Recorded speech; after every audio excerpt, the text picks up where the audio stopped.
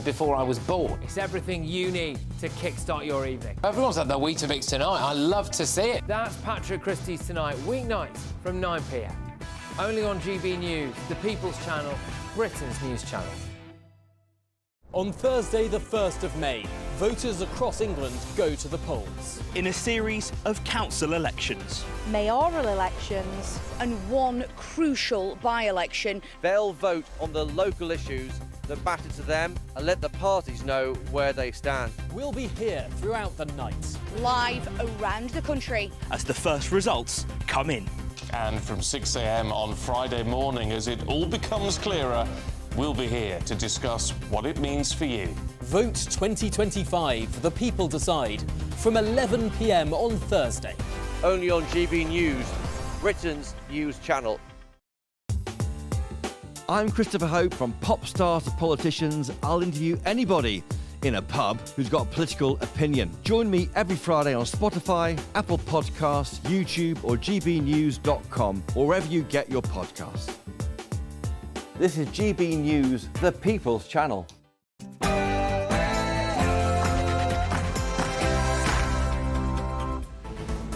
Good afternoon, Britain. It's 12 o'clock on Monday, the 28th of April. I'm Tom Harwood. And I'm Emily Carver. Breaking news. Labour's Smash the Gangs policy is in, as 10,000 illegal small boat migrants have crossed the Channel this year. Well, that grim milestone was reached just after 11 o'clock this morning when the Border Force vessel Hurricane arrived at Dover carrying 71 migrants. Making plans for Nigel, Kemi Badenoch refuses to rule out a coalition deal with the Reform Party, and Sir Keir Starmer is set to unleash new plans to reduce legal migration numbers to fight off the threat of the Reform Party. Hugh Edwards, the BBC presenter, Hugh Edwards, is due to leave the BBC. Well, that was the moment that the BBC announced Hugh Edwards would resign from the corporation. But now a new BBC report says it needs to take quicker action when staff step out of line.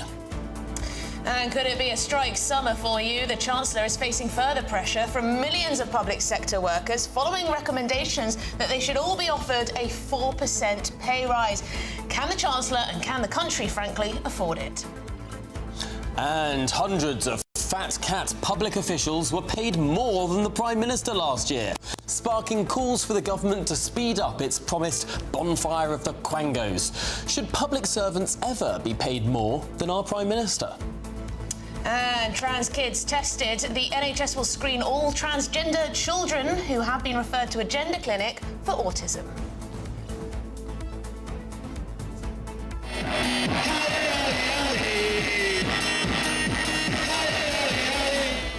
And a very happy Liverpool win the Premier League for the 20th time, equalising Manchester United's record.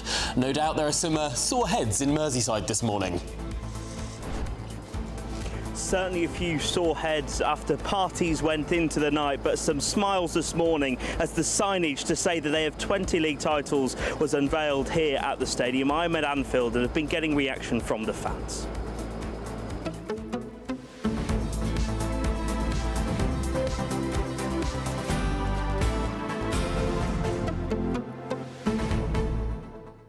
Yeah, being a Manchester United fan, I'm not all too happy for the Liverpool team, but, you know, a good achievement, I suppose. I'm just happy everyone had fun. Yes, everyone had fun. Too much fun, perhaps, as well. Or But this was a special one for Liverpool, though, because last time they won, the 19th time that they won, was during COVID. So they couldn't have the parties, they couldn't have the celebrations. So this was almost a sort of two-in-one, which I suppose made it all the better, all the sweeter. Yes, and that milestone that Mark has announced, 10,000 Channel migrants this year, it is. What a milestone. And we're hearing about the government's plans for where all of these people are going to be housed. And it looks like the taxpayer is going to be paying for rent up and down the country, courtesy of the taxpayer, courtesy of Serco. Yeah, the extraordinary thing is, this is, if you think about it, I mean, when have the sunny days been? We've only just had a few. This is the numbers that came in January, February, March, April. Not normally the clearest days for crossing the English Channel. I mean, how much worse might it get as the sea gets calmer, as the days get clearer still? Well, we'll break down the stats with Mark White very shortly, but yes, it's going to be a very sunny week this week, so I assume that means there will be many more hundreds crossing over to this country. But do stay tuned for that, gbnews.com/USA. Let us know your thoughts, and we're going to go to the headlines.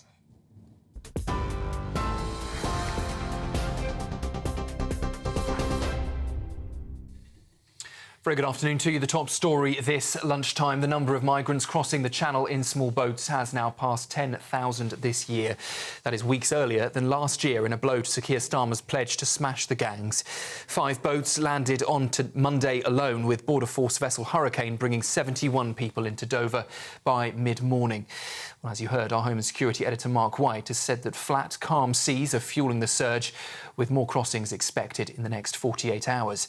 Shadow Minister Chris Philp told GB News 2025 is now the worst year in history for illegal crossings, and he blamed Labour's decision to scrap the Rwanda scheme, saying the numbers are worse than ever. And just a quick breaking update for you from the Vatican. We have now heard confirmation that a secret conclave to elect the next Pope will begin on the 7th of May, following the funeral of Pope Francis, of course, taking place over the weekend. Cardinals have just made that decision behind closed doors at the Vatican, the first such meeting since Pope Francis's death. An official announcement is expected shortly. As soon as that takes place, we will, of course, bring it to you. 135 cardinals from across the world are all eligible to vote, each of them under the age of 80. As you may remember, the last 2 conclaves lasted just 2 days. In other news, Kemi Badenoch is calling for rap group Kneecap to be prosecuted after a video emerged showing one member of the band saying, "Kill your local MP." The footage from a 2023 gig also included the phrase, "The only good Tory is a dead Tory," which the Conservative leader says demands action following the murder of Sir David Amess. Scotland Yard and counter-terror police are now assessing clips from 2 separate concerts, including one where a member reportedly shouted, "Up Hamas, up Hezbollah." Sir David's daughter has condemned the remarks as extremely dangerous and called for an apology. However, Kneecap say they're facing a coordinated smear campaign for speaking out on Palestine. A man has been charged with murder after a car tore through a packed street festival in Vancouver, killing 11 people, including, sadly, a 5-year-old child. Prosecutors say 30-year-old Kaiji Adam Lowe faces 8 counts of second-degree murder, with more charges expected. Police say he drove a black SUV into crowds at a block party and have called it the darkest day in the city's history. Dozens were injured, some of them still fighting for their lives, as shocked onlookers describe scenes of chaos and devastation. In Scotland, police say the abortion buffer zone law can't be used to stop protests when clinics are closed. It means protests like one outside Glasgow's Sandyford clinic on Saturdays can't be stopped because no staff or patients are present. The Crown Office says there's no lawful basis to prosecute in those cases. But Green MSP Gillian McKay, who introduced the law, has called the move very surprising and disappointing. She insists her law was designed to protect access every day, not just during clinic hours. The suspect of a violent attack in Leeds is in a critical condition after being found with a self-inflicted injury. 2 women, aged 19 and 31, were left seriously injured. One fighting for her life after what counter-terror police called a very serious and isolated incident. Police recovered a crossbow and firearm at the scene on Otley Road in Headingley on Saturday afternoon. Counter-terror officers are leading the investigation but say it was an isolated attack and no one else is being sought. Local churches have opened their doors in response. Ministers say the UK is making a generational upgrade to crisis planning with a new resilience academy to train 4,000 people a year for the next pandemic or possible disaster. The centre near York will teach everything from crowd control to crisis communications as Britain tries to fix what the COVID inquiry called a dangerous lack of preparedness. A nationwide emergency drill is set for later this year, but inquiry chair Baroness Hallett warns ministers must do far more work. Cabinet Office Minister Pat McFadden says the scheme will help officials identify vulnerable groups in crisis, with new software to track flood insecurity and power cuts. It comes as the government faces growing pressure to prove lessons from COVID have actually been learned. Donald Trump says he's very disappointed in Russia after deadly strikes on Kyiv just hours after meeting Ukraine's president in a bid to push for peace. At the Vatican, Donald Trump and Volodymyr Zelensky came face to face for the first time since their explosive summit at the White House, a meeting Ukraine's leader called historic. Donald Trump later posted on social media saying, "I want Putin to stop shooting, sit down and sign a deal." He claims Zelensky is now calmer and may be willing to give up Crimea, despite Kyiv repeatedly insisting it won't.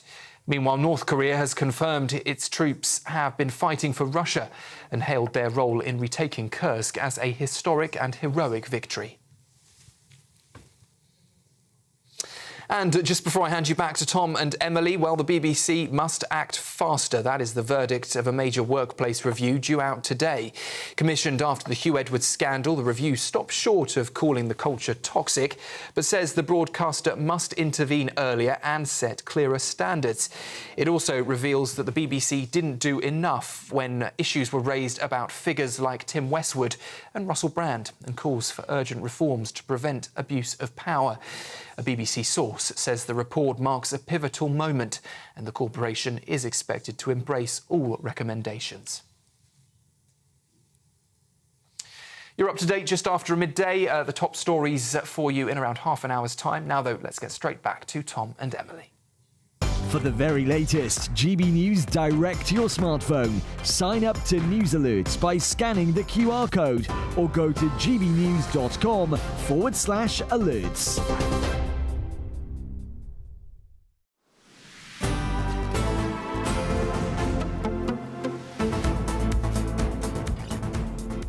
Well, good afternoon, Britain. It's 10 minutes past 12. The counting's been done and the number of migrants crossing the English Channel has now surpassed that 10,000 mark. So is the Labour Party and even the Conservatives now scrambling to fend off Nigel Farage and Reform UK. Well, Sir Keir Starmer is gearing up to launch yet another crackdown on immigration. Yes, plans could include tougher rules to stop foreign students accessing long-term visas through low-paid jobs such as care workers, shop assistants, etc.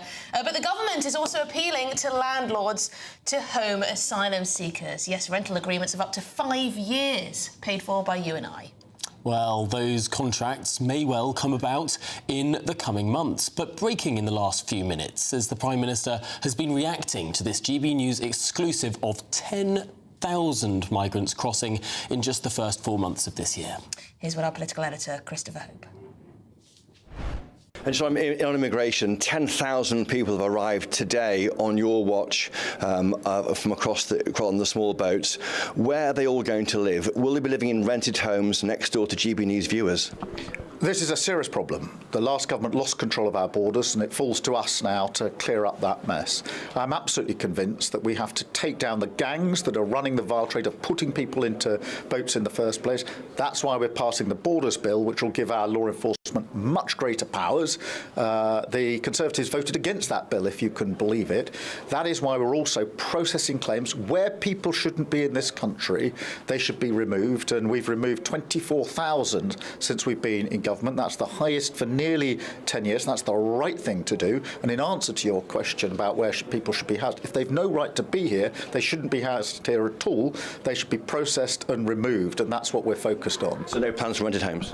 Look, I mean, obviously, whilst people are waiting for their claims to be processed, we've got to find accommodation. There's a record backlog because of the past government. You know that, I know that. I think the best thing that we can do is to process those claims, and where people shouldn't be here, they should be gone and deported. And that is why I'm really pleased that 24,000 have now been removed. They had no right to be here. We've processed their claims and they're gone. Under the last government, there was just an ever-expanding pool of people not being processed. Well, what do you make of what the Prime Minister said? Yeah, joining us now is our Home and Security editor, Mark White. Mark, let's just start with that claim from the Prime Minister. 24,000 illegal migrants have been deported since this government came to power. But there's a catch. Yes, that is true. It's gone up from 19,000 just a month or so ago to 24,000. So they are returning more illegal migrants and foreign national offenders. What they're not doing is removing record numbers of small boat migrants. It's just a few % of that 24,000 who are Channel migrants that have come across illegally in these small boats. And the truth of it is, if you come across in a small boat, the likelihood is you will remain, because if you're not granted asylum, you're still unlikely to be removed to your home country, because if you come from a myriad of countries, including Afghanistan or Iran or Iraq or Syria, multiple places in Africa, you won't be returned to those countries because they are not under human rights law deemed to be safe environments to return an individual to. So you get right to remain, leave to remain here in the UK, which effectively is as good as being granted asylum anyway. And then we hear over the weekend how the government are planning to stop the use of migrant hotels. Presumably this is all part of Operation Dispersal, that the government will be buying up the lower end of the rental market in lots and lots and lots of different locations around the country.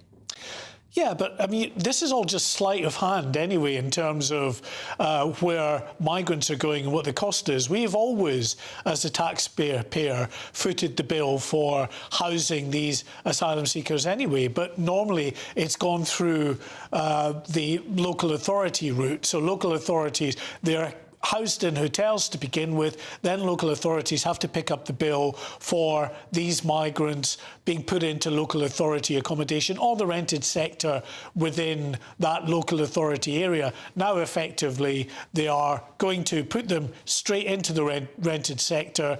The government, it seems, will be footing the bill for that. In other words, the taxpayer. But the taxpayer was always paying for it, either through national taxes or going through the local authorities anyway. But just to clarify who these people are who will be in these rented accommodation, and as you say, this has been going on for years and years and years, but will these be people who have had their asylum claims looked at? Will they have been processed at all? Will they still be potentially just huge numbers of undocumented men at this stage? I mean, will these people, where will they be in the process? Well, that's not been made clear. And of course, it's actually very important, because if there are people who don't really meet the criteria of being granted asylum, should they be absorbed into communities, into the housing sector in those communities? Well, I guess the counter-argument to that is they're being absorbed into communities anyway by being in hotel accommodation, hotels which are then being denied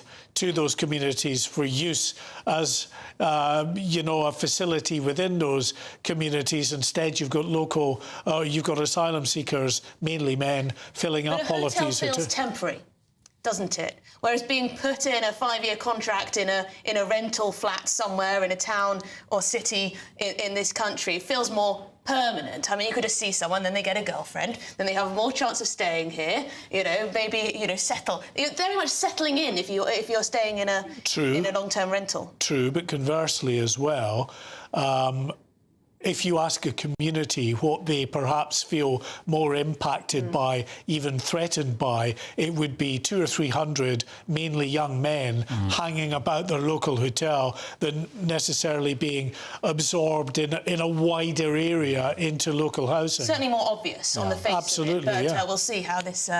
with all these numbers just rising and rising, it may become very obvious regardless. But thank you very much indeed, Mark. Next hour, we should say, we'll have some video for you. Fantastic. Some shocking video that shows already they've been posting their journeys across the Channel and the impact it's having on communities in France. OK, well, Mark White, thank you very much indeed. And that is a message to everyone at home. Do stay tuned for the next hour, because that will be something to see. But let's speak now to the political commentator, Benedict Spence. Firstly, on this number, 10,000 small boat migrants. We've hit this record a month earlier than Rishi Sunak hit this record in the previous year, despite the focus that this government has on what they call smashing the gangs. Yes, tremendous efficiency. We're just front-loading the entire thing so much faster than the Tories were. I often wonder, sort of on days like today, I wonder how large Nigel Farage's cigar stash is, because with, upcoming polls, that this is just going to be music to his ears. He barely has to come up with any policies at all to just sort of sit back and watch Labour fail to get to grips with what they said that they'd be able to do so much better than the Conservatives. And you're right. It's one thing to be able to turn around and say, well, we're deporting more people than the previous government did, or at the very least we're doing it at a faster rate. That's fine, but if the numbers are sort of going up at the same time, and as Mark just pointed out, they're not the people you're deporting are not the ones coming across the channel so flagrantly in the small boats, people are still going to sort of raise their eyebrows and go, what on earth is going on here? And in the context of reaching this milestone of 10,000 channel migrants, we're hearing that Keir Starmer is going to be giving us an idea, at least, of what he's going to be doing when it comes to bringing down legal migration. You've also got Kemi Badenoch not ruling out a coalition down the line with the Reform Party as well. It does appear as though, Benedict, that there's a lot of looking towards reform and thinking, how are we going to challenge that? I mean, on the subject of potential pacts with reform, even now, I can't see what's in reform for it, especially given what happened with Farage's previous enterprises, the Brexit Party and UKIP. I don't see how that would be in his interests. He doesn't need to right now. As I alluded to, he's not really done anywhere near as much hard work as one might have expected an insurgent party would need to overcome the Conservative parties. He's reeled them in and he's left them behind. They're not a threat until they change their leader. I think that Kemi Badenoch, in even sort of venturing the prospect of saying that there could be a pact, is showing how weak actually her party is at this moment. On the subject of Keir Starmer, sort of coming out and saying what the plan is going to be, I just don't think anybody trusts that he does have a plan. It does feel that it's very much being made up on the hoof. There was, I think, a lot of scepticism when Labour came in about their capacity to get to grips with a lot of these problems. They got in because they were not the Conservatives, not because people thought that they were brilliantly competent, but they promised a level of competency that they have so far failed to deliver. I don't think that the public is going to be very patient for them now, almost a year in, to turn around and say, well, that strategy didn't work, but here's our brand new plan and we're sure it'll work this time. Well, we'll have to wait and see. Maybe they do have a magic rabbit up their sleeve, but given past experience, I'm not sure that's entirely likely. Benedict Spence, thanks for joining us. I'm sure a lot of our viewers at home maybe have a plan that you'd put into action. I mean, we often hear, these are the solutions. But yes, in response to the news that we've broken that milestone of 10,000 channel migrants, a Home Office spokesperson has said, we all want to end dangerous small boat crossings which threaten lives and undermine our border security. That's why this government is investing in border security, increasing returns to their highest levels for more than half a decade, and imposing a major crackdown on illegal working. Well, now we're going to move on to some breaking news. Large parts of Spain and Portugal have been hit by a power outage, with parts of Madrid being evacuated. Now we're going to bring you more on that developing story as we have it. But just to repeat, large parts of Portugal and Spain have been hit by a severe power outage. OK, but in other news, the BBC must act faster when staff cross the line. That's the verdict of a major workplace review due today. Well, commissioned after the Hugh Edwards scandal, the review stopped short of calling the culture toxic, but does say the broadcaster must intervene earlier and set clearer standards. Let's listen back. Hugh Edwards, the BBC presenter, Hugh Edwards, is due to leave the BBC. Yes, that was, remember, the moment that the BBC had to announce the departure of its own broadcaster, Hugh Edwards, ending his broadcast career in disgrace. Well, a BBC source says that today's report marks a pivotal moment and the corporation is expected to embrace all recommendations. Should we talk to our reporter, Adam Cherry, who I believe is outside the BBC for us? Adam, now, the BBC has done reports like this before. Is this one any different, Adam? Well, they've just published the full review. It's 62 pages. I've been flicking through as fast as I can. Like you just said in your introduction, the headline here is they deny that there is a toxic culture within the BBC. This report was conducted independently. Obviously, the BBC commissioned it themselves after the repeated scandals over the last couple of years. It's been going on for about 6-7 months. They say there is widespread pride in working for the BBC, and many people describe loving their work. The BBC does not have a toxic culture. However, a small number of individuals are said to behave unacceptably, and their behaviour has not always been addressed. Though limited in number, these individuals can disproportionately affect the BBC's culture, morale and reputation. So their argument is they've spoken to 2,500 employees who they've just delivered the findings of this report to staff in the building behind me, and they say that there's a few bad eggs who are disrupting the culture for the rest of the team, and they're looking to implement a new code of conduct, things like that, in the coming months. The minority of people whose bad behaviour is not addressed. Well, isn't that a massive cultural problem? Adam Cherry, thank you very much indeed. We'll catch up with you later as well. Now, some more breaking news for you. A temporary ceasefire between Russia and Ukraine has been agreed during the bank holidays in May. Yes, the Kremlin have announced a ceasefire between the 8th and 11th of May. We'll bring you more detail on that as we get it and what it means for the current ongoing war. Of course, there was an Easter truce that was seemingly agreed for that religious holiday, and yet artillery fire from the Russian side continued to fire. So we'll have to watch this one very carefully indeed. We will indeed. This is Good Afternoon Britain on GB News. Lots more coming up on today's show, including hundreds of fat cat public officials paid more than the Prime Minister last year, sparking calls for the government to speed up its promised bonfire of the Quangos. So, in your view, should public servants ever be paid more than the Prime Minister? But after the break, strike summer. The Chancellor is facing further pressure from millions of public sector workers following recommendations they get 4% pay rises. But can we afford it?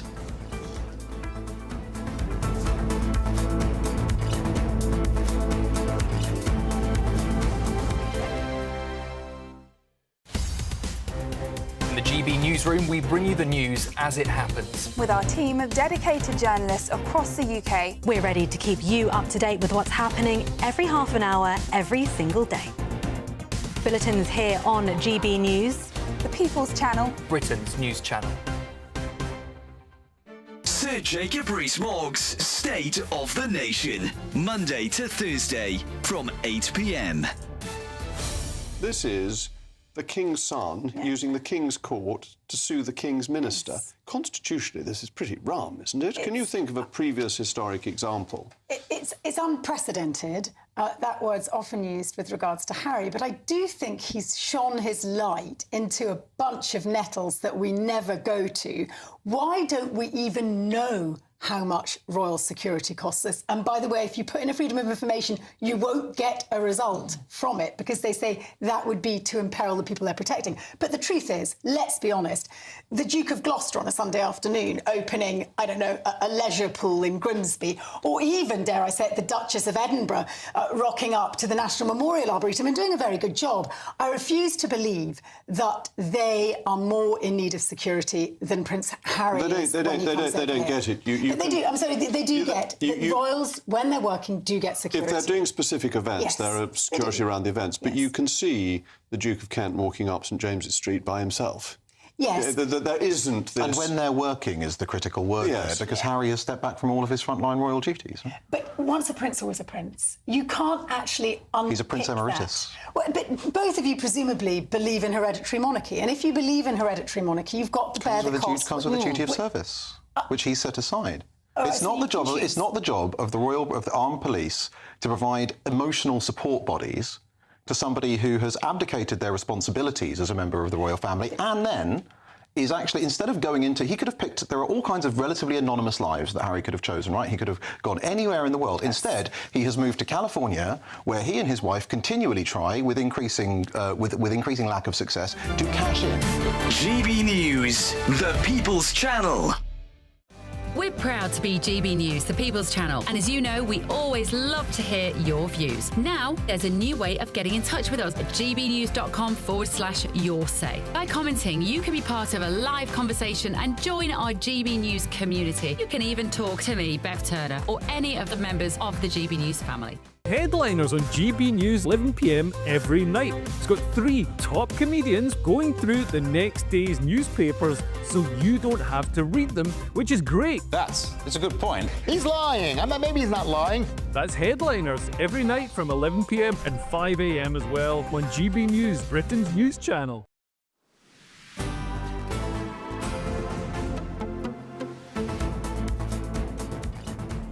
Good afternoon, Britain. It's 28 minutes past midday. Now, the Chancellor, Rachel Reeves, is facing further pressure from the public sector as teachers and NHS workers could be offered more than a 3% pay rise. Yes, so the recommendations state that teachers should get a 4% pay boost and NHS workers be given a 3% pay rise.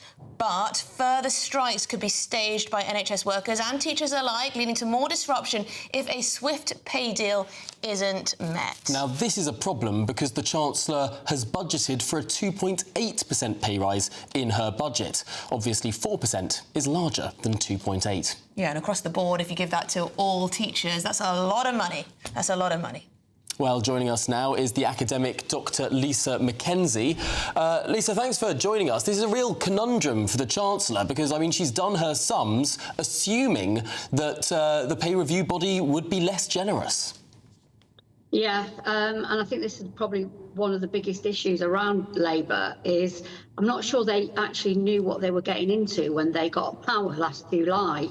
They came in on this wave of, you know, we want change, but perhaps not understanding what has happened to the country over the last 10 to 15 years. You know, I'm a public sector worker, I work in a university, and public sector pay almost stagnated over that sort of austerity period from 2010 right up until 2018, 19, 20. And then, of course, we had the pandemic. So public sector wages have been, I suppose, not been keeping pace with the cost of living. So it's unsurprising, really, that a pay body has sort of said, you know, 4% is actually what people need. Yeah, I mean, one of the first things that Labour did when they came into power was to deliver very generous pay increases. You had teachers and 1.3 million NHS workers receiving pay rises of about 5.5%. Junior doctors getting a sort of 22% pay increase. Yes, that's over a couple of years, isn't it? Police officers also had their pay increased by about 4 to 5%. Armed forces as well, civil servants as well. Huge amount of money. I think about the £10 billion mark, really, was given out by the government to begin with. Do you think if NHS workers and if teachers don't get what they want this time around, we could see strike action? And do you think the public will be supportive of that? I think we will see strike action, yeah. I don't think it matters that this is a Labour government. This government has not shown, so, you know, the fear with the Labour government is that the unions would be running them or the unions would have some sort of power within the Labour government. You know, but the last 6-7 months has shown that, you know, the Labour government is not as wedded to the unions as perhaps they once were. So I do think that we will see strikes. Do I think the public will be sympathetic? I think they will, actually, just because, you know, we're all feeling the cost of living crisis. Yeah. You know, and actually, let's think about what has happened in the last year. Rents are going up, food prices are going up, energy is again rising. And so I think we all feel that, you know, things are getting tight. Do we want the people who are teaching our children and looking after us in the hospital, do we want them? You know, will they get that support? I think but Lisa, those reasons that you so eloquently set out there are also why the government has less money to give public sector workers. Energy costs have gone up. That means the NHS is spending more on its electricity. That means all of these different organisations have to spend more on the things that they were delivering anyway. So either the budgets have to rise massively, and we know how strapped for cash the Treasury is. We've just seen our growth forecasts slashed by a near percentage point by the IMF. I mean, yes, everyone's struggling, but that's also a function of the government. There is simply less money to go around. Yeah, but remember, a lot of, you know, the budget is sort of met by Rachel Reeves. She's decided what the rules are. She could change those rules if she wanted to. Like Liz Truss. Well, well, no, not like truthfully. Not in the way she did it. No. But what I'm saying is that, you know, our economy as a whole, you know, is actually a complicated, you know, web of sort of lots of different issues. If people have got less money and if they are really struggling, that means that there's less money in the economy. You know, do we want people to be able to live a decent life, you know, be able to perhaps, you know, have a bit of a consumerism in their life? Or are we stripping people back to the bare basics? And then what does that happen? What happens to the overall economy if we do that? Yeah, fair enough. Lisa, we're going to have to end it there, but really great to chat to you. I'm sure we'll speak again soon. Dr. Lisa McKenzie, working class academic. That is what we're calling you, Lisa, apparently. Yes, but then there's also the added issue, isn't there? The headlines over the weekend about how because the government has decided to hammer the rich, we're actually getting less in income in terms of capital gains and other sort of rich taxes. Yeah. So not enough money in the coffers to pay for all of this, I would suppose, but let us know if you disagree. Well, allegedly, this is good afternoon, Britain, but it doesn't seem like that over the last story. We'll try and bring you some good news a bit later in the programme. Still to come.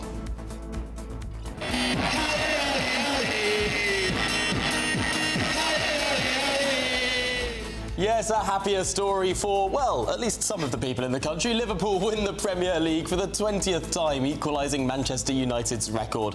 No doubt there are many sore heads in Merseyside this morning. Or indeed this afternoon still, but after the break, hundreds of fat cat public officials were paid more than the Prime Minister last year. Now, this has sparked some calls for the government to speed up its promised bonfire of the quangos. Should public servants ever be paid more than the Prime Minister? Let us know what you think after the latest news headlines.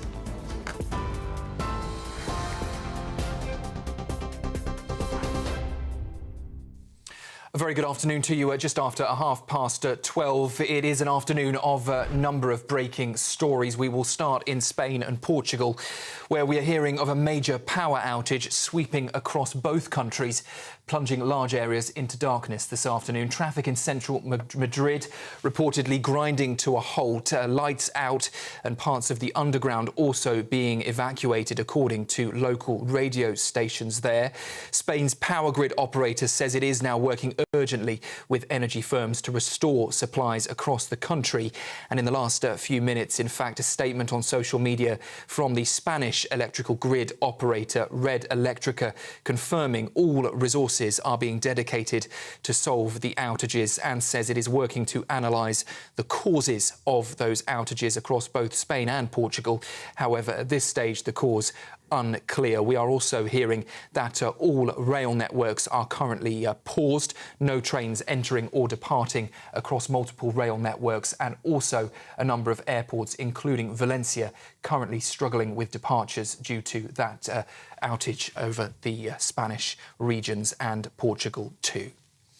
Also breaking this lunchtime, there has been an announcement for a temporary ceasefire by the Kremlin ahead of Russia's Victory Day celebrations next week. That pause in fighting will run from midday on the 7th of May to midnight on the 10th of May, with Russian forces told by Vladimir Putin to halt all military action. But Moscow has warned it will respond if Ukraine breaches the truce. The Kremlin says it is once again ready for peace talks, this time, they say, with no preconditions. The latest in a series of moves to shift blame for ongoing fighting. And the number of migrants crossing the English Channel in small boats has now passed 10,000 this year, weeks earlier than last year, in a blow to Sir Keir Starmer's pledge to smash the gangs.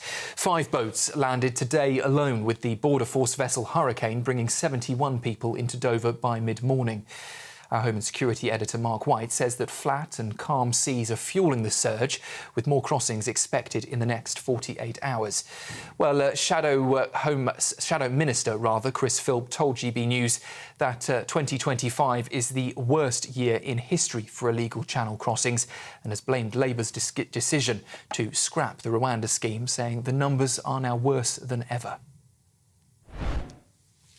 And we've also heard from the Vatican in the last hour or so that a secret conclave to elect the next Pope will begin on the 7th of May, following the funeral of Pope Francis over the weekend. Cardinals made that decision behind closed doors at the Vatican, the first such meeting since his death. An official announcement is expected shortly. 135 cardinals from across the world are eligible to vote, all under the age of 80. The last two conclaves lasted just 2 days. And I'll just bring you one more line on the situation across Spain and Portugal. The Spanish Prime Minister and Energy Minister are reportedly now on their way to the Spanish grid operator Red Electrica, to monitor the situation there. So it does appear that there is a serious concerning issue across the entire country, with roads gridlocked, Madrid's underground being evacuated, and airports and train services seriously disrupted. We'll have plenty more on that with Tom and Emily after this short break, but first we'll take a look at the financial markets.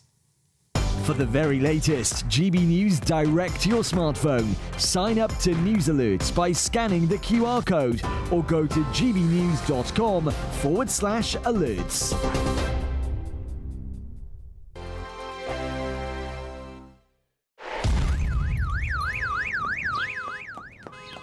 Crash Law 24 sponsors GB News Traffic and Travel Report.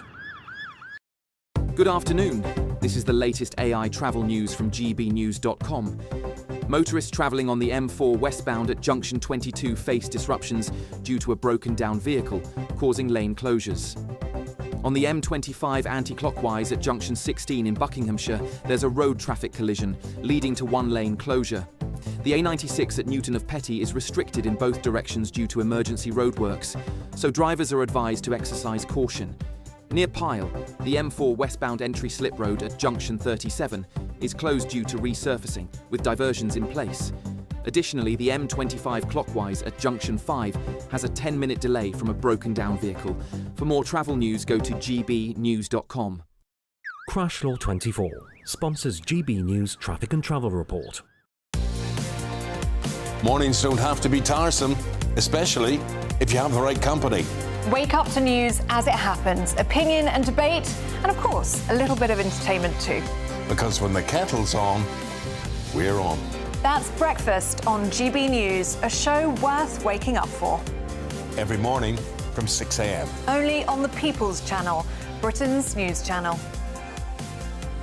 We'll spread the news, you spread the word.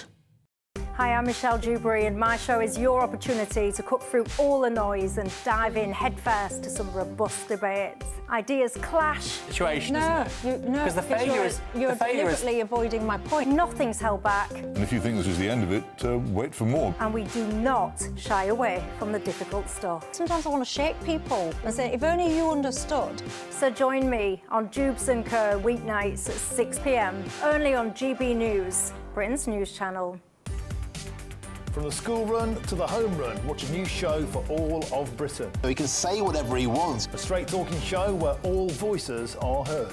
And, you know, when are we going to stop talking about smashing the gangs and actually do it? With the stories that matter from every part of our country. There's a bit of a crash landing there for your Chancellor. Bold, fearless and standing up for you. That's me, Martin Daubney, 3 p.m. till 6 p.m, weekdays, here only on GB News. The People's Channel, Britain's news channel.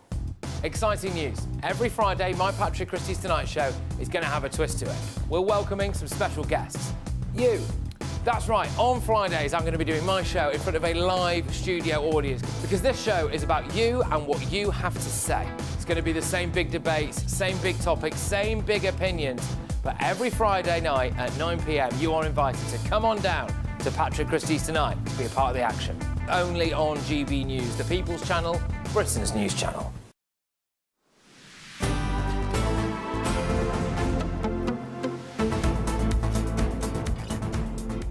Well, good afternoon, Britain. It's 41 minutes past midday, and hundreds of public servants are reportedly earning more than the Prime Minister's £170,000 a year salary. Yes, and now there are calls for Labour to speed up the so-called bonfire of the quangos that they've promised a number of times. Well, joining us now is researcher at the Taxpayers Alliance, Callum McGoldrick.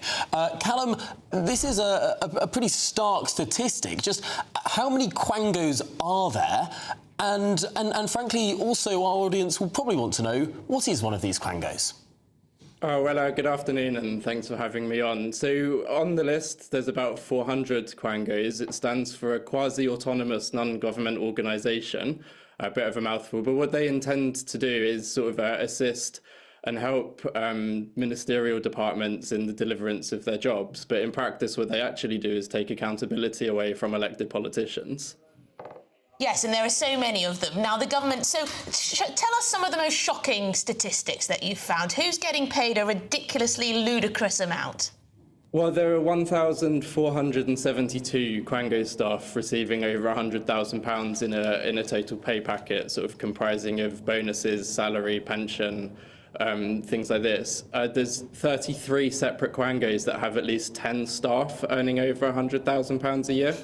And when you look at these numbers, you think we hear constantly about how sort of nurses are underpaid, teachers are underpaid, and it doesn't really stack up then of how these sort of unelected bodies can have so many staff earning such astronomically high figures.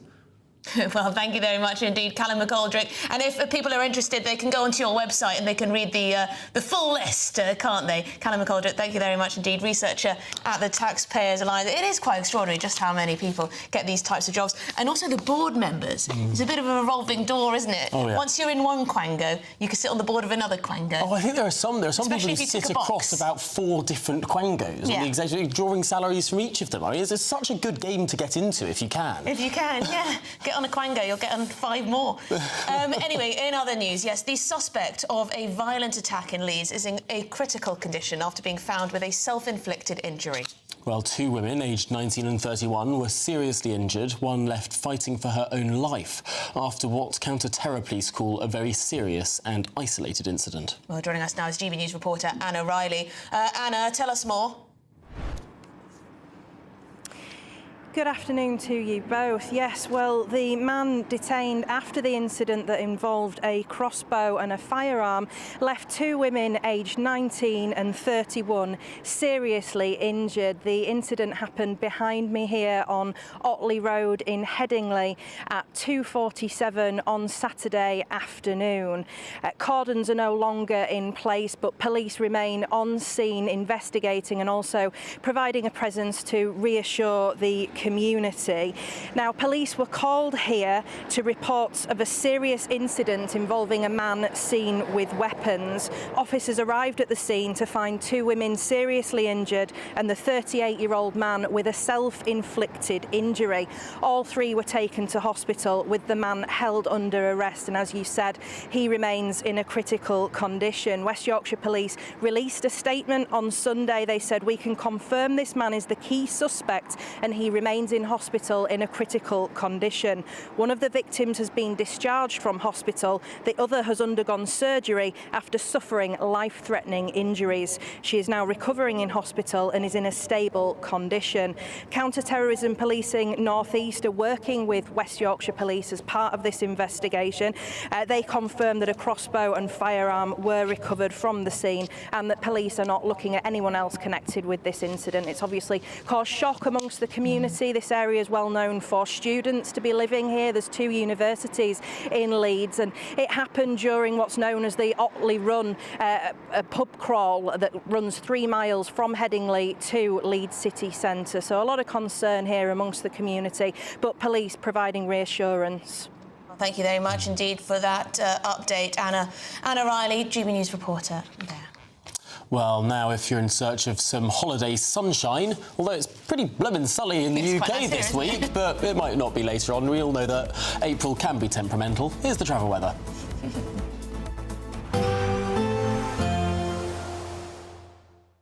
Ready to soak up that holiday sunshine? Won't we need some cover? No worries. All sorted. All Clear Travel Insurance sponsors GB News travel destinations forecast. Whilst the UK is going to be increasingly dry and sunny this week, parts of the Mediterranean are actually going to be slightly damper. Some showers to watch out for across parts of Turkey, and a brisk breeze running through the Aegean Sea will make it feel quite fresh for those Greek islands. A few showers in between the sunshine for parts of Italy, France and Spain as well, but it's parts of Portugal and down towards Madeira that are going to see some of the most unsettled conditions, some longer spells of rain and again some quite strong winds around. But away from there, there'll still be some sunshine elsewhere. All Clear Travel Insurance sponsors GB News travel destinations forecast.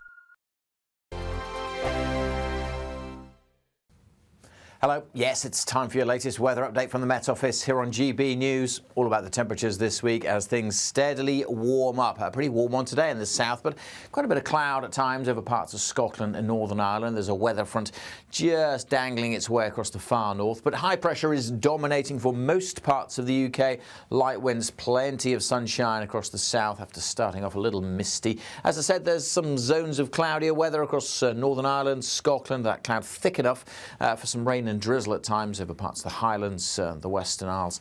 That'll tend to fizzle out, though, I suspect, as we go through the rest of the day. Staying fairly cloudy over the Northern Isles too, but plenty of sunshine further south, and that's where we'll see the top temperatures in and around the capital. 23, maybe 24 degrees Celsius, and many places many degrees above the average for the end of April. There's that thicker cloud across the far north of Scotland, a little bit of light rain and drizzle here and there, but even that, as I say, fizzling out. Some sunny spells across parts of Aberdeenshire, down towards the borders. We'll see the temperatures in the high teens, but generally quite a bit of cloud across western Scotland, Northern Ireland.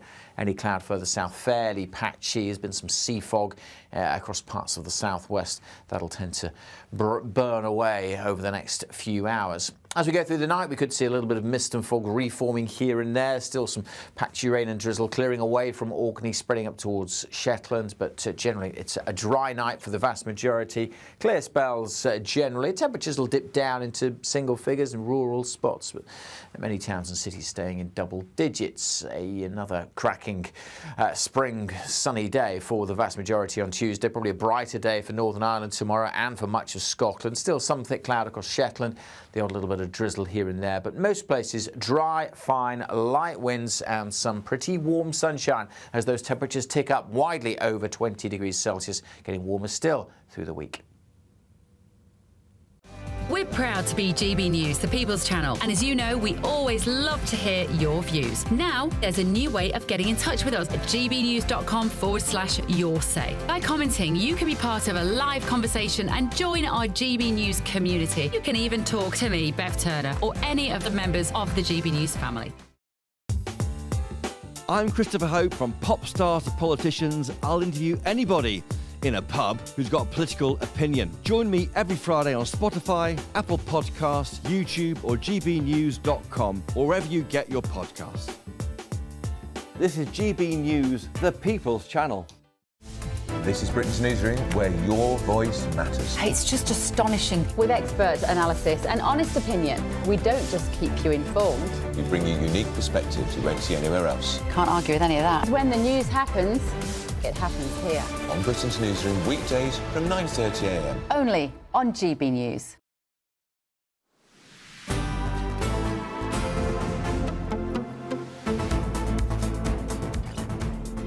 Good afternoon, Britain. It's 10-1. Now Liverpool fans finally got to see it happen as Anfield as they won the Premier League. They did indeed, and it was a 5-1 thrashing of Spurs that led to a record equalling 20th league title and the first they've lifted in front of fans since 1990.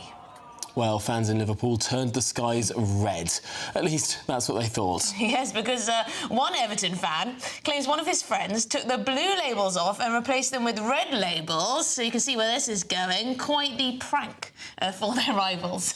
Well, we're joined now by GB News reporter Jack Garson, live from Liverpool, because, Jack, signs of absolute jubilation there. There was, and certainly some few sore heads this morning. Certainly there was from people that we've been speaking to in the city centre here around Anfield. You might be able to hear a bit of noise behind me because the path cleaners are out to try and clear up some of the flares that are still burnt into the ground here from those celebrations last night. You mentioning a bit of a prank from an Everton fan. He bought thousands of flares that were blue, sold them, repackaged them to make them look red and sold them. And we saw a few of those, some going off in the stadium, some outside the ground as well. We know that there's that bitter rivalry between Evertonians and Liverpool fans in this city, and some of them getting the better of themselves. Of course, with that title win yesterday, seemed to be really more of a formality. Liverpool beating Spurs, as a lot of their games have this season. They've just been so good. The fans that we've been speaking to, really, I think some of them shocked that they were this good this season. And we've been speaking to a few of those fans who are celebrating this title win today. Here's what they've told us. It was a sense of relief but also it's a bit humbling because you realise, you know, things went, could you call it south, you know, Paris Saint-Germain and so forth. But you realise you take a lot of things for granted. And a title win is just, it's massive. Well, Arne Slot is a manager who come in. No one knew who he was. He could have been a pub owner in Feyenoord. He could have been a small coach. No one knew who he was. There was doubts about him, but the man's been magnificent all season. And now people know who Arne Slot is. Just the roars that go up around the televisions and everything, you know, it's the sense of community. You know, there is a bit of a downside, which is like, you know, there's a bit of division with it. But after a while, you just realise we're all just football fans and we're lucky. We're in a really, really, you know, like Jurgen Klopp and other managers say, we're in a lucky moment. That's what it is. They got better and better, and all of a sudden, the pundits, the media, started looking at it and going, something could happen here. This man is special. Yeah, a lot of happy people. That last gentleman as well said to me when I asked him about, you know, the last title win being in COVID, he said to me that that win yesterday felt like it was the whole family coming back together to celebrate it. The 19 league title sign is already down here at the stadium. They've put the 20 league titles up and those celebrations continue, I'm sure, into the weeks to come. Well, thank you very much indeed. Jack Carson there in Liverpool speaking to very happy fans indeed. Sorry if Liverpool aren't your team, by the way, but it's still a win for them. It's still nice to see, isn't it? This is Good Afternoon I think everyone should get a medal just for taking part. No, you definitely don't. This is Good Afternoon Britain on GBNews. That's the last thing you want. Lots more coming on today's show. Yes, Labour's smash the gangs policy is in. The receipts are in. 10,000 illegal small boat migrants have crossed the Channel just this year alone. What are Labour doing when it comes to smashing those gangs, just smashing records?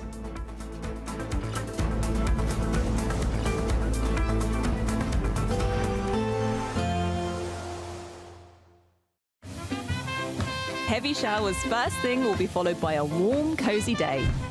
Boxed boilers, sponsors of weather on GB News.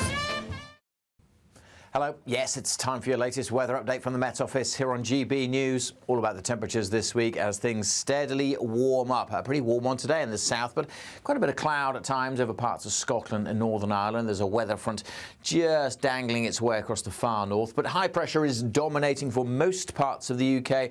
Light winds, plenty of sunshine across the south after starting off a little misty. As I said, there's some zones of cloudier weather across Northern Ireland, Scotland. That cloud thick enough for some rain and drizzle at times over parts of the Highlands, the Western Isles. That'll tend to fizzle out, though, I suspect, as we go through the rest of the day. Staying fairly cloudy over the Northern Isles too, but plenty of sunshine further south, and that's where we'll see the top temperatures in and around the capital. 23, maybe 24 degrees Celsius, and many places many degrees above the average for the end of April. There's that thicker cloud across the far north of Scotland, a little bit of light rain and drizzle here and there, but even that, as I say, fizzling out. Some sunny spells across parts of Aberdeenshire, down towards the borders. We'll see the temperatures in the high teens, but generally quite a bit of cloud across western Scotland, Northern Ireland. Any cloud further south, fairly patchy. There's been some sea fog across parts of the southwest. That'll tend to burn away over the next few hours. As we go through the night, we could see a little bit of mist and fog reforming here and there. Still some patchy rain and drizzle clearing away from Orkney, spreading up towards Shetland, but generally it's a dry night for the vast majority. Clear spells generally. Temperatures will dip down into single figures in rural spots, but many towns and cities staying in double digits. Another cracking spring sunny day for the vast majority on Tuesday. Probably a brighter day for Northern Ireland tomorrow and for much of Scotland. Still some thick cloud across Shetland, the odd little bit of drizzle here and there, but most places dry, fine, light winds and some pretty warm sunshine as those temperatures tick up widely over 20 degrees Celsius, getting warmer still through the week. There will be a light breeze in the morning, leading to a warm front. Boxed heat pumps, sponsors of weather on GB News.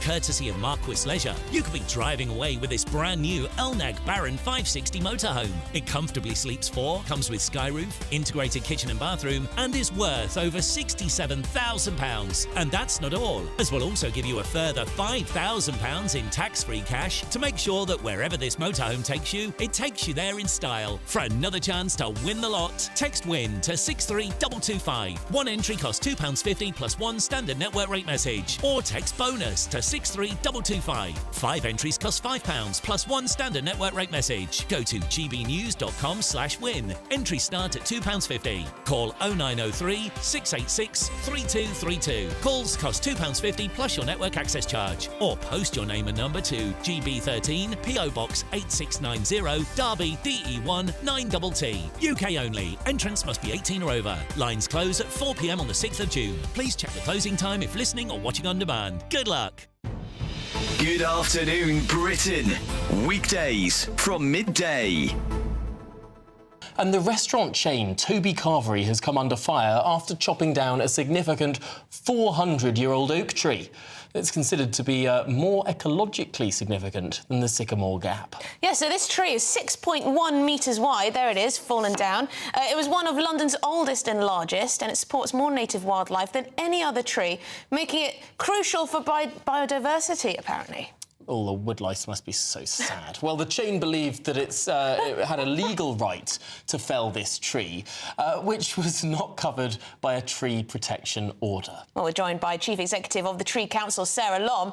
I mean, I was down on site this morning, and I have to say, first of all, you know, it makes you really, really sad to see this tree with its branches just chopped up lying there, but also really, really angry that it could have happened, that there isn't enough protection around to have stopped this happening. You know, we're incredibly lucky in the UK. We have more ancient trees than the whole of Europe combined. So it's really, really important that we look after them. Now, of course, the restaurant argues that the tree was dead or dying, and of course that it was on their land, it was their property. So what do you say to their argument that they were within their rights to cut down this tree? I mean, I'd like to know who assessed the tree to be dead. Normally, you know, you would have an arboricultural report and it would be in depth, in detail. We haven't seen that. Nobody seems to have seen that. So, you know, that could have shown that, in fact, perhaps the tree could have been managed better in some way. You know, it could have had some of the branches lifted, and then the tree would have survived rather than just felling it to the ground. GB News, the People's Channel.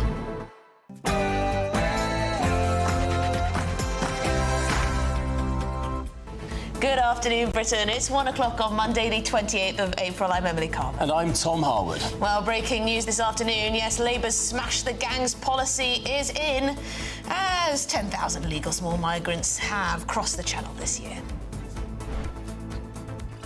We can tell you that so far about 250 migrants have arrived in Dover this morning. Another small boat is trying to make its way to UK waters with 60 on board.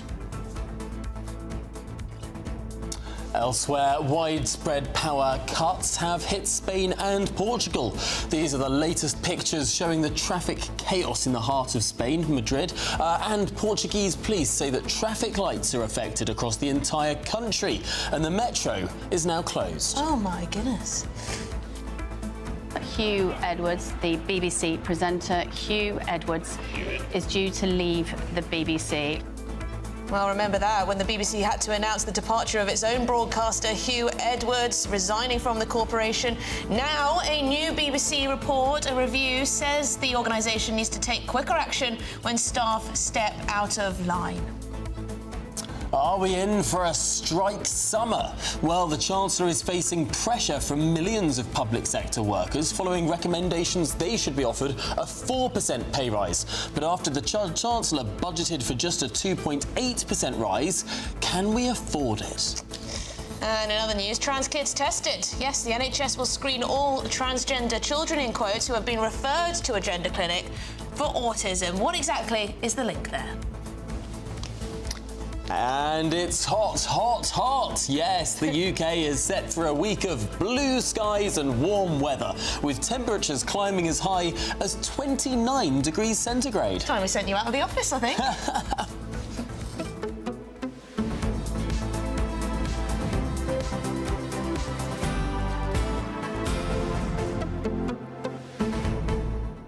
Oh, gosh, it's going to be very hot indeed, which does mean that the boat crossings are going to ramp up again. As Mark just said, 250 so far today.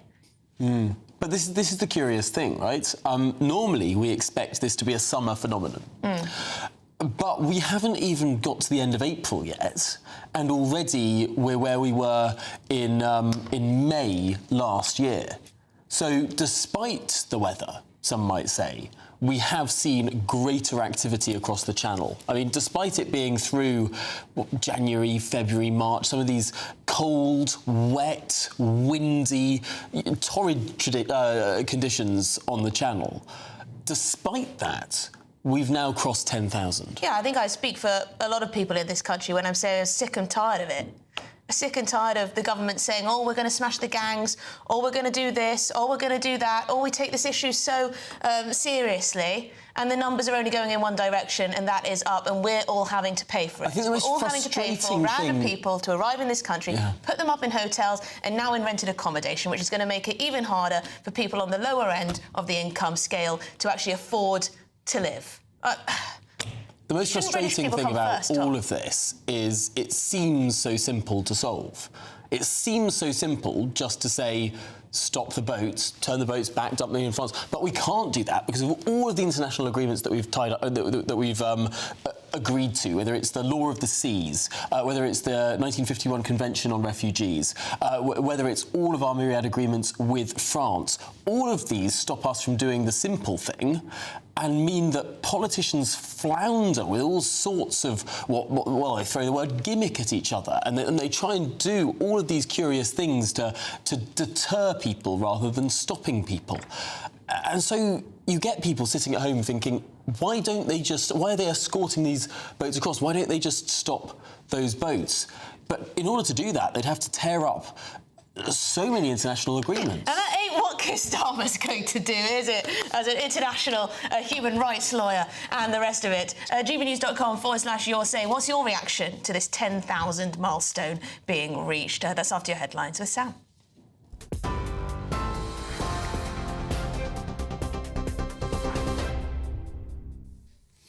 Very good afternoon to you. The top story this lunchtime, well, it is breaking news. A major power outage appears to be sweeping across a number of European countries. The Spanish government convening an emergency meeting following outages in Spain and Portugal. We are also hearing that parts of France have briefly lost power following outages. That is according to the French grid operator RTE. It has plunged large areas of Spain, Portugal and, as I say, now France into darkness this afternoon. Traffic in central Madrid has ground to a halt, traffic lights out and parts of the underground also evacuated. Spain's power grid operator says it is now working urgently with energy firms to restore power supplies. In a statement, the grid operator Red Electrica has confirmed all of the nation's electric resources are being dedicated to solve the outages and says it is working to analyse the causes. However, the cause of the outage is still unclear. So just to recap that breaking update, in the last hour or so that Spain, Portugal and now parts of France have lost power following an outage, according to a number of the European grid operators. Also breaking this lunchtime, the Kremlin has announced a temporary ceasefire in Ukraine ahead of Russia's Victory Day celebrations next week. The pause in fighting will run from midnight on the 7th of May to the 10th of May, with Russian forces told to halt all military action. But Moscow has warned it will respond if Ukraine breaches the truce. The Kremlin says it's once again ready for peace talks, this time with no preconditions. And it's the latest in a series of moves to shift blame for ongoing fighting. As we were hearing from our Home and Security editor Mark White moments ago, the number of migrants crossing the Channel in small boats has now passed 10,000 so far this year. That figure being reached far earlier than last year in a blow to Sir Keir Starmer's pledge to smash the gangs. 5 boats landed today alone with Border Force vessel Hurricane, bringing 71 people into Dover by mid-morning. Well, the flat, calm seas are fuelling the surge, with more crossings expected within the next 48 hours. Shadow Minister Chris Philp told GB News that 2025 is the worst year in history for illegal Channel crossings. He's blaming Labour's decision to scrap the Rwanda scheme, saying the numbers are worse than ever. 10 men dubbed the Grandpa Robbers are on trial in Paris this afternoon for stealing €10 million worth of jewellery from Kim Kardashian in 2016. You can see here pictures from the scene outside that court where lawyers, participants, journalists and a number of others are arriving for that trial of the so-called Grandpa Robbers.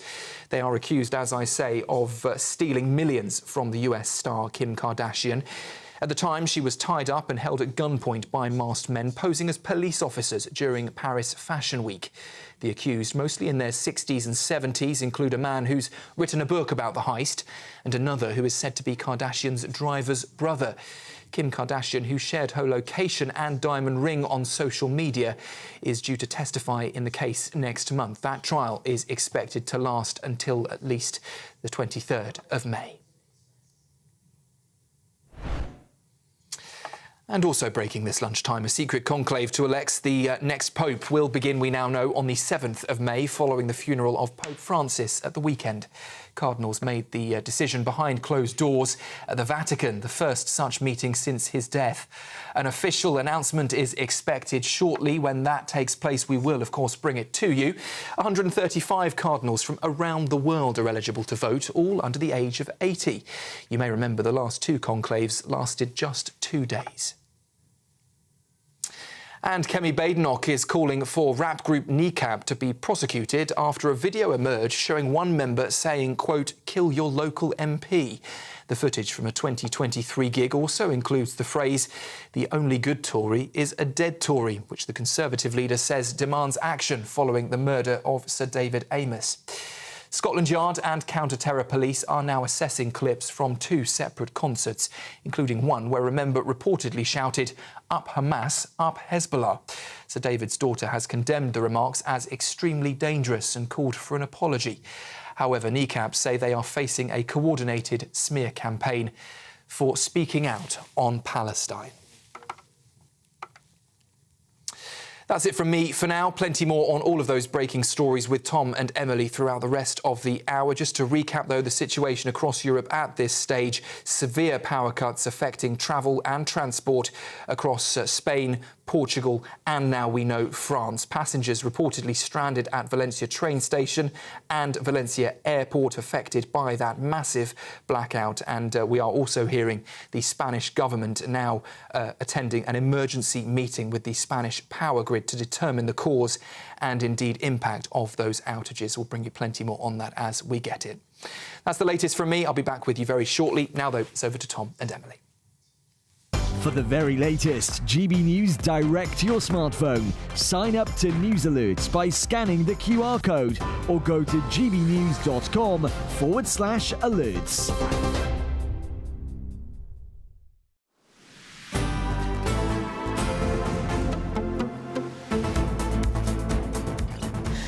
Well, good afternoon, Britain. It's 10 minutes past 1. Now, yes, we have to report that the number of migrants crossing the English Channel has now surpassed 10,000 just this year, so just since January.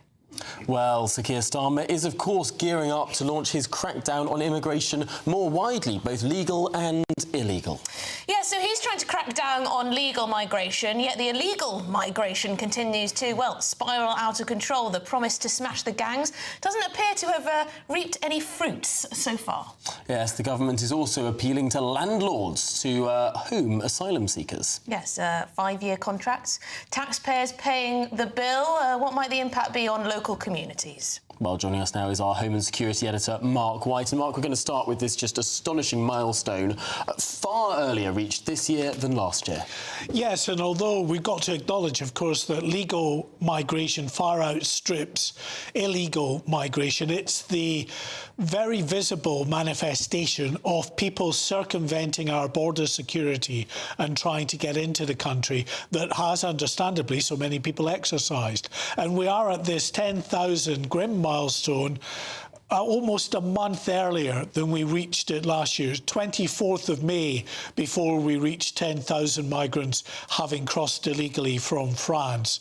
So the fact that we've now hit it at this point clearly is notable, and there's no slowdown in this at all. The government say, actually, we've had quite a run of good days in which the weather has been better, and that's why they're crossing. Well, if your smash the gangs policy, which they've been showing us example after example of how they are able to arrest individuals who they claim are part of the people smuggling network, disrupt the supply lines, given that, if that was making any kind of impact on the people smuggling operations, we would see that. It clearly isn't, because every time we get a good day, then we get record numbers crossing the channel. And we've got some videos that we want to show you now, which the first of these videos have been posted just this morning. These are some of the 250 migrants who've already made it to the UK today. Take a look at this first video.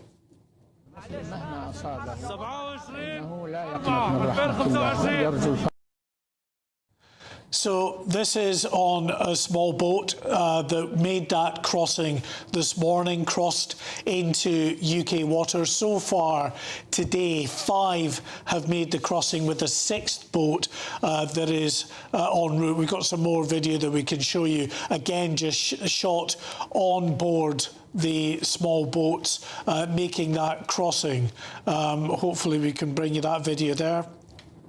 Yeah, so you can see this is, again, just the migrants who are shooting the video themselves, and that is being done on behalf of the people smugglers, because what they're doing, you see all of the sort of flags, the sort of emojis that are on some of these videos, they're getting reposted out on social media accounts in countries, source countries, where these migrants are coming from. Say, look, this is what you do, this is how you so very easily can cross the English Channel into the UK. Is very easily done, is what the people smugglers are telling those potential clients. But Mark, what we're looking at in those videos there are smiling illegal migrants on those boats, looking like they're having great fun on a grand day out.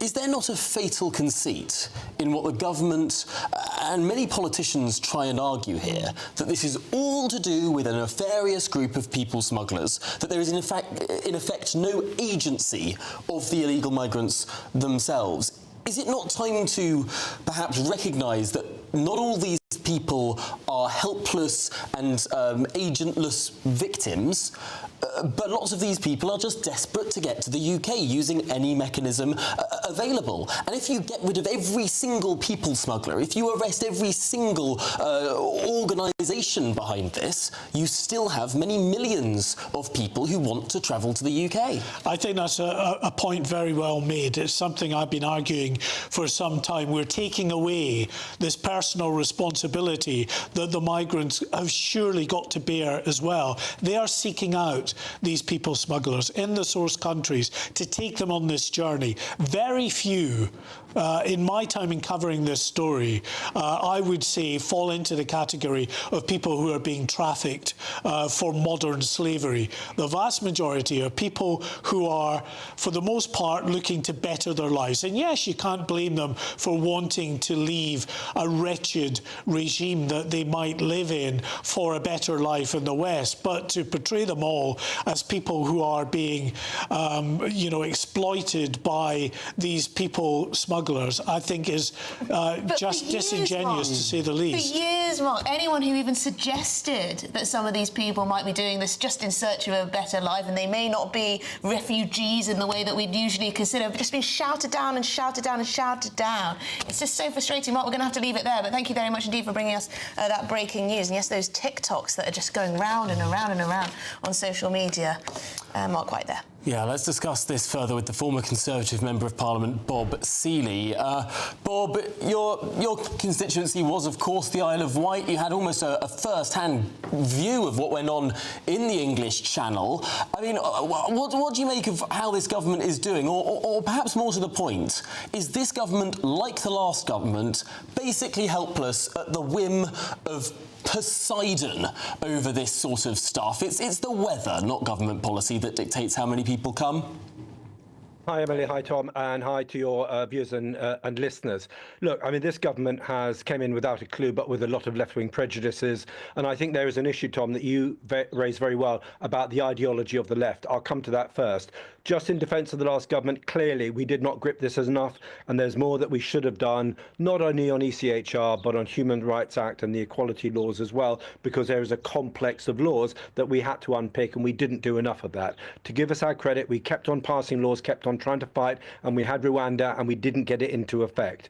And we're now seeing what happens when you had a government that tried to grip a problem and a government that came in, frankly, didn't think this was a problem. And I think come Thursday, the Labour Party is going to get the mother of all wake-up calls, not only in Runcorn, but across the country, and I think they will do incredibly badly.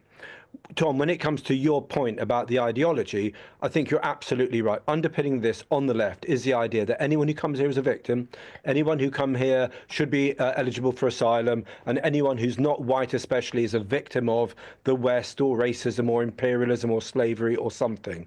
And that means that we don't see these people as people who've come here, broken the law.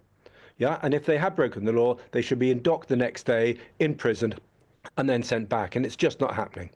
Yeah. And Bob, you must know it. I'm sure people have spoken to you about it. Our viewers and listeners are very concerned about this Operation Dispersal. Now, this has been going on for many years. People who've come undocumented, unchecked really, across the channel, being put up in private rented accommodation instead of the hotels. The government can say, yes, we're, ending the use of hotels, we're closing hotels, being put up, 5-year rental, paid up front, all of this. Well, people on the lower end of the income spectrum, British people, are struggling to get their foot in the door for a rental property. It's just the social contract, Bob, over this issue just appears to be completely broken. It has. I'd say just widely, I think more widely, people are getting it. And I think you see some of the anger, but in the last year of the last Parliament, I just think we're in a day-to-day battle. And I think sometimes you have to take a step back, or people who are elected to take a step back and actually realise the level of frustration and anger. And even now, out campaigning in a few by-elections on the Isle of Wight, people will bring this issue up. Not roads, not local, not ferries, for example, on the island, but a lot of it is still about immigration, because until we get this right, people are just so fed up with the situation. So you're right, the social contract is breaking down. We have a government that is taxing us more and more and delivering not on our agenda, certainly not on a small c conservative agenda or the agenda that GBNews viewers would want, but actually on an agenda which is dictated by Keir Starmer and his left-wing lawyers. And it is not a shared agenda, and I think people have really had enough in this country. And I mean, I don't know if this is the last Labour government, but it is already beginning to feel like it, because they have gone so badly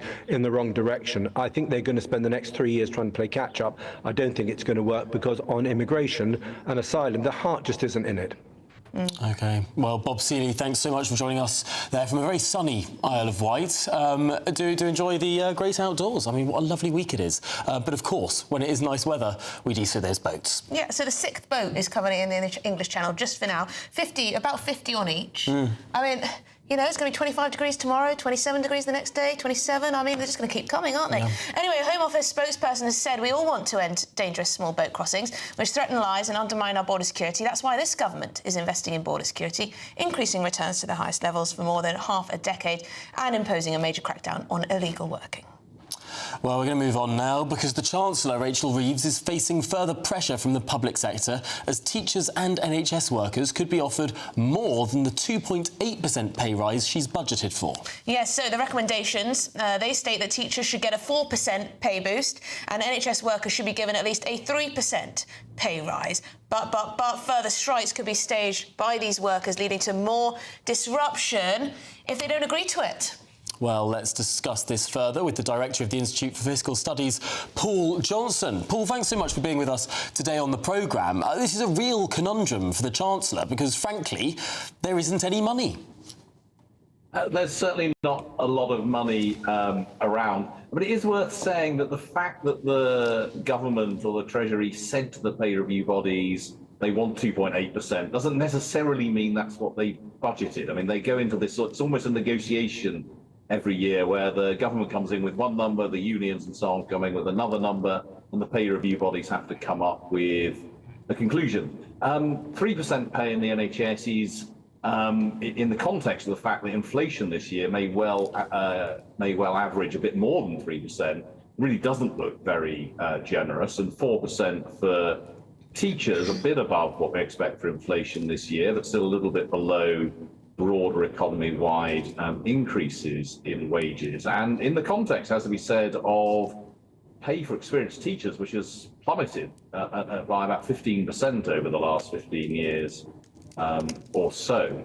The government has allocated additional money for health, education and so on in the coming year, in cash terms, increases of something like 4 or 5%. So within those budgets, these are affordable, but of course, the more you spend on pay, the less you can spend on anything else. Yeah, Paul, have the government made it quite difficult for themselves because they dished out quite generous pay increases as they got into power? I mean, about 10 billion in the way of public sector pay rises, did they, Paul? Yeah, last year was very expensive in terms of much higher than expected or much higher than previously planned increases across the public sector. And you're right, it was a 9 or 10 billion increase on previous plans. That gives you a sense of how much we pay public sector workers, getting on to £300 billion a year. That's a huge fraction of total government spending. Not surprising, but that's what spending on health and education really is. It's paying for the teachers and the doctors and the armed forces and what have you. But yes, there were big increases last year, and of course, though that cost flows all the way through. These suggested increases are rather below what they were last year, but obviously they're off that higher basis. We need a bit of economic growth, don't we, to pay for this all? That'd be nice, wouldn't it, Paul? Paul, we'll have to leave it there, though. Paul Johnson, thank you very much indeed. You're the director of the Institute for Fiscal Studies. Yes. Yeah, I mean, it does come Where's down the to that. money coming from? It does come down to that problem again and again. So many different problems that the government faces would be solved if we could tick up our growth rate below the sclerotic less than, well, around 1% that we've been seeing in recent years. I mean, my goodness me, if there was just a bit higher growth, the amount of extra tax receipts that the Chancellor would have to play with. All right, I'll work a bit harder. Try and get the economy growing, guys. Yeah, there you go. Pull your finger out. Well, this is Good Afternoon Britain on GB News. Plenty more to come on today's programme, including transgender children. Yes, they'll be tested for autism. All of those children who's been referred to a gender clinic there is. Yes, and also this is a big story. Widespread power cuts have hit Spain and Portugal. I mean, look at these latest shots showing the traffic chaos in the heart of Madrid because the traffic lights have been affected. So it's causing, well, carnage and confusion. We'll bring you more after this.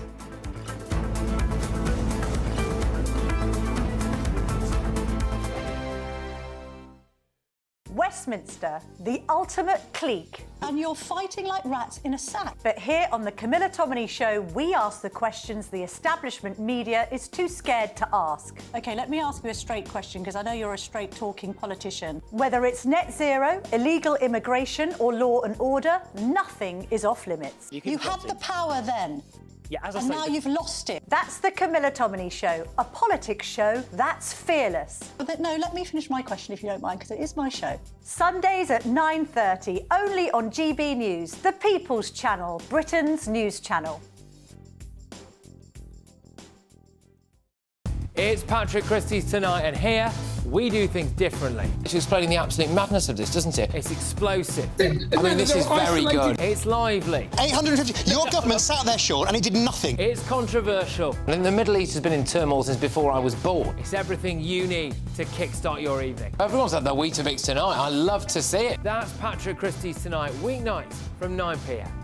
Only on GB News, the People's Channel, Britain's news channel. Hi, I'm Michelle Dewberry, and my show is your opportunity to cut through all the noise and dive in headfirst to some robust debates. Ideas clash. Situation, isn't it? No, because the failure is you're deliberately avoiding my point. Nothing's held back. And if you think this is the end of it, wait for more. And we do not shy away from the difficult stuff. Sometimes I want to shake people and say, if only you understood. So join me on Jubes & Co. weeknights at 6 p.m. only on GB News, Britain's news channel. We're proud to be GB News, the People's Channel. And as you know, we always love to hear your views. Now, there's a new way of getting in touch with us at gbnews.com/yoursay. By commenting, you can be part of a live conversation and join our GB News community. You can even talk to me, Bev Turner, or any of the members of the GB News family. In the GB Newsroom, we bring you the news as it happens. With our team of dedicated journalists across the UK, we're ready to keep you up to date with what's happening every half an hour, every single day. Bulletins here on GB News, the People's Channel, Britain's news channel. On Thursday, the 1st of May, voters across England go to the polls. In a series of council elections, mayoral elections, and one crucial by-election. They'll vote on the local issues that matter to them and let the parties know where they stand. We'll be here throughout the night, live around the country, as the first results come in. And from 6 a.m. on Friday morning, as it all becomes clearer, we'll be here to discuss what it means for you. Vote 2025, the people decide, from 11 p.m. on Thursday. Only on GB News, Britain's news channel.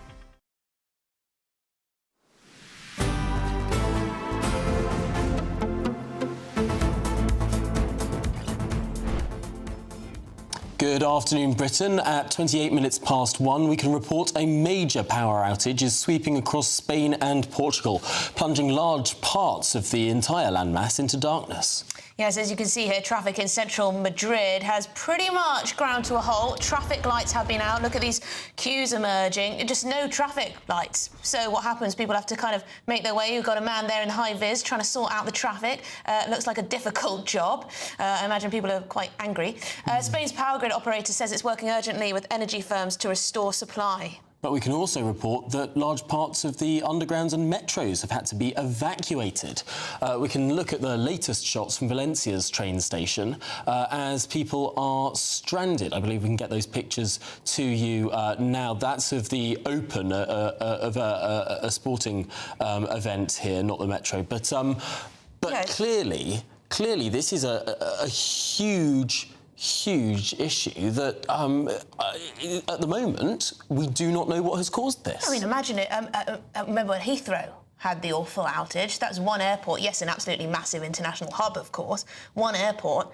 It looks like large swathes of Spain, if not all of it, have been impacted in one way or another by these outages. Quite incredible. I mean, so airports, schools, hospitals, presumably, obviously the traffic lights. I mean, all of these things could be badly affected. And it's not just, one localised area. The astonishing thing is this seems to be happening across the entire Iberian landmass, from Madrid to Lisbon. I mean, it's hard to sort of understand, really, what on earth could have caused this, given you'd need such a monumental failure across many different sites of generational transmission. Well, let's hope it's not a hostile state intervening in one way or another. But joining us from Madrid is the writer Connor Royce. Connor, you're in Madrid. Thankfully, you've got some power to speak to us, but you're there in the dark, Connor. What's going on? Yeah, apologies for the lighting. You'll see it's not perfect here on the ground floor at the Madrid Open, and yeah, it's pretty much complete darkness. The lighting's been out for over an hour now. People are got their torches out, trying to buy food with torches, just get around the site with torches. It's quite chaotic. I mean, it is astonishing to see all of the pictures that we've been seeing, not just at the Madrid Open, but outdoors in Madrid. The traffic lights aren't working. I mean, it does seem like utter chaos, but you're saying sort of people are keeping calm and carrying on. Yeah, I would say people are keeping calm, but for a period there, it was a lot of unknown confusion. There was sort of crowds gathering in one area, trying to get into certain places that they weren't allowed into. The courts shut down, play was brought to a halt, and then a lot of people tried to get out to the practice courts because they were still in play, but they hit capacity because, yeah, everyone was heading there, and then lines for food stalls all just started to build up, and someone just told me this is Spain, man. So I think that's, yeah, it's maybe a common occurrence here. It appears to be throughout Spain, Portugal, France, I'm hearing here. So, yeah, quite chaotic. Still no sign of any... What have you been told? Because we're being drip-fed information on this. What have you been told? What have the Spanish people been told? Unfortunately, nothing. It's been 90 minutes now since play was halted. The players were out on court sort of playing as normal. And then, yeah, I was watching a Mirror on Draver match. It just finished up as the power went out. The announcer didn't seem to have a microphone, so a guy came out on court and sort of did a non-microphone celebration, basically, to Mirror, which was quite funny. But yeah, since then, no real update. People don't seem to know. I've asked a few security and sort of the staff around here. No one seems to have a clue. I think it's a bigger issue than tennis. So, yeah, no one's really sure. Yeah, huge issue, Connor. As you briefly mentioned there, parts of France do seem to be affected as well. We can report that Euronews has now confirmed that parts of France, as well as Spain and Portugal, are experiencing this power outage. It's hard to overstate the impact of this. Oh, for sure, yeah. At first, I thought it was just a tennis thing because we've had actually a couple of issues in the last few days with power going out on courts and players having to revert back to sort of the umpire calling the lines as opposed to the electronic system. But it became pretty clear quickly that this was a bigger issue. And yeah, I mean, I've heard it's affecting people. People in my social comments have been saying they're affected in Portugal and Spain. So yeah, it's hard to say when it will be resolved. Yeah, I mean, it sounds as though it's traffic lights, phone lines, rail, air transport, all sorts of crucial infrastructure. Conor Royce, thank you very much indeed. I hope things turn around for you, but you seem in good spirits nonetheless. Conor Royce there in Madrid at the Madrid Open, which has been badly affected by these outages. God, I'm just imagining the sort of scenes as something like a tennis tournament. Sure, it's going to upset everyone. It's an inconvenience. But someone walking out onto the pitch with just a huge audience with no amplification whatsoever and just trying to shout to tell people what to do. I mean, it seems almost comical. But then you think of hospitals, then you think of motorways, then you think of critical national infrastructure, and the entirety of society that has been built to run on electricity, and when that stops, everything grinds to a halt. Yeah, well, we're hoping to find out what's caused all of this, whether it's incompetence or something more sinister, who knows. But we've got a lot more coming up on today's show as well for you, including, yes, of course, the weather is getting hot. The UK is set for a week of blue skies and warm weather. The temperature's climbing as high as 29 degrees. But after the break, the NHS will screen all transgender children who have been referred to a gender clinic for autism. That after your latest news headlines.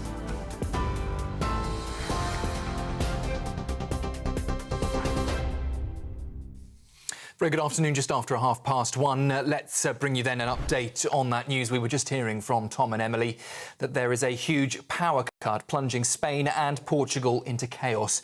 Trains halted, traffic lights out and millions cut off now from Wi-Fi, 5G and card payments.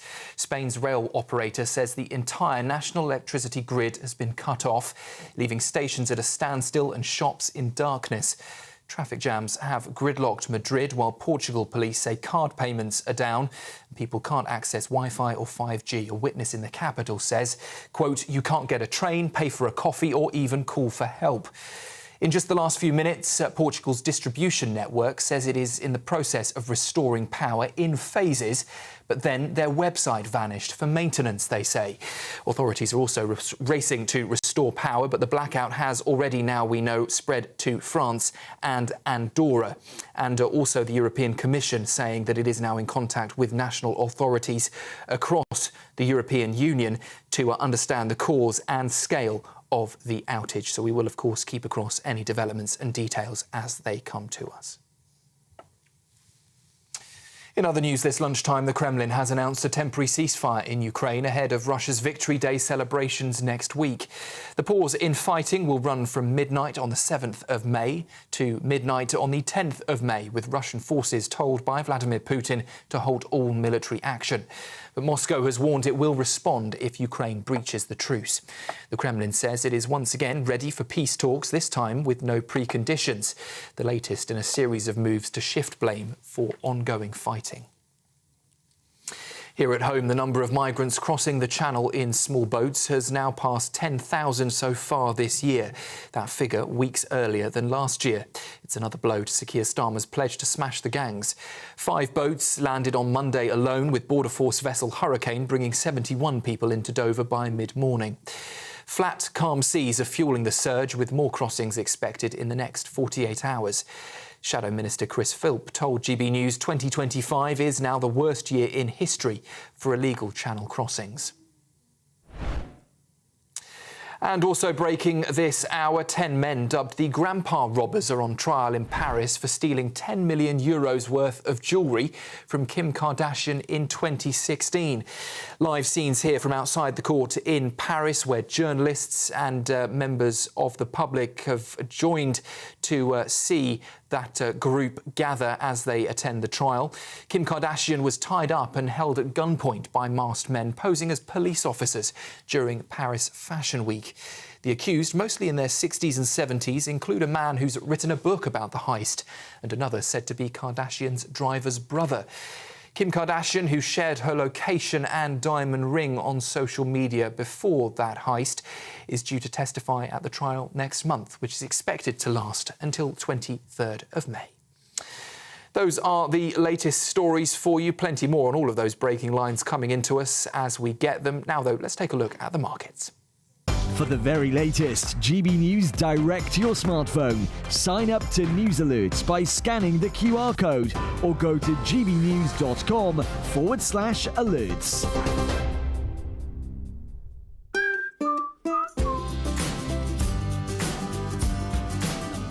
My Claim Group sponsors the GB News Finance Report. Well, here's a look at the markets for you this lunchtime. The pound will buy you $1.3343 and €1.1751. The price of gold, £2,458.91 per ounce. And the FTSE 100 is at 8,446 points. My Claim Group sponsors the GB News Finance Report.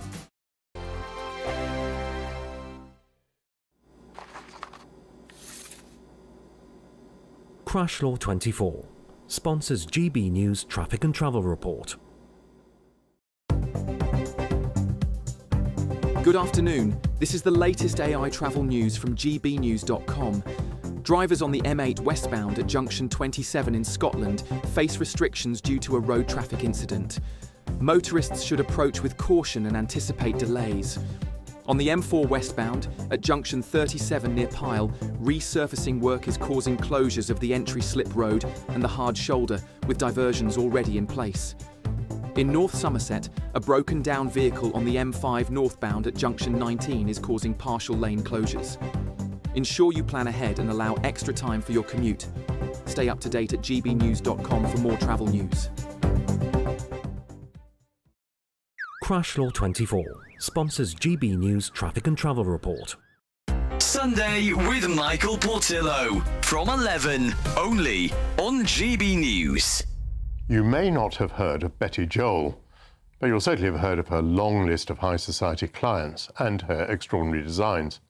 Born in Hong Kong in 1894, Betty Joel built a business empire through her knack for interior design, working for Lord Louis Mountbatten, Winston Churchill and royalty. Her fingerprints are visible on some of the most iconic buildings in 1930s London, including Fortnum and Mason, the Savoy and the Daily Express office building on Fleet Street. While Betty Joel's legacy as a trailblazing female entrepreneur and interior designer may have fallen out of public view, a new archive collection compiled by her great-nephew aims to correct the record and is available to view at Olympia Auctions. Joining me now is the designer's great-nephew, who helped collate her archives and whose new book bears her name, Betty Joel. He is Clive Stewart Lockhart. Clive, great to see you. So I felt rather embarrassed when I realised that I had not heard of Betty Joel. Can you help me? Should I be embarrassed? I don't think you should be embarrassed because, in a way, she probably chose to be that way herself. She, in 1939, parted company with her husband. Divorce eventually happens after the war. And she walks away from a business that had, at one time, employed 80 men and did nothing further again. And so it's quite easy to get forgotten over that period of time, I think. What was it that she designed? Interiors, so we're talking about furniture and the like. Furniture, yes. So when they first got married, when she and her husband David first got married in 1919, he had been a cabinet maker in the Navy. I mean, he'd learned how to make furniture, and they made the furniture for their own house. And she was deeply critical of it. And so he said, well, you know, you can design something better then. And so she did. GB News, the People's Channel.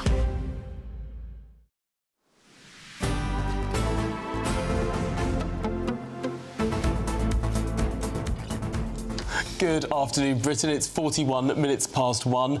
Now, the NHS has said it will test all children who believe they're transgender for autism under new plans. Yes, so every child referred to a gender clinic is to be screened for autism and also ADHD in the wake of the CAS review.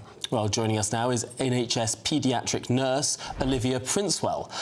Olivia, thanks for joining us. Is there a lot of literature to suggest that many children who say they are transgender might have a form of autism or other mental health condition? So I think there isn't enough literature, and I think this is why there's change and investigation is being done. We're moving towards a moment where it's really complex nowadays with children in society. Myself, particularly working with children, it can be really dicey, and this is why more studies and more investigation is needed.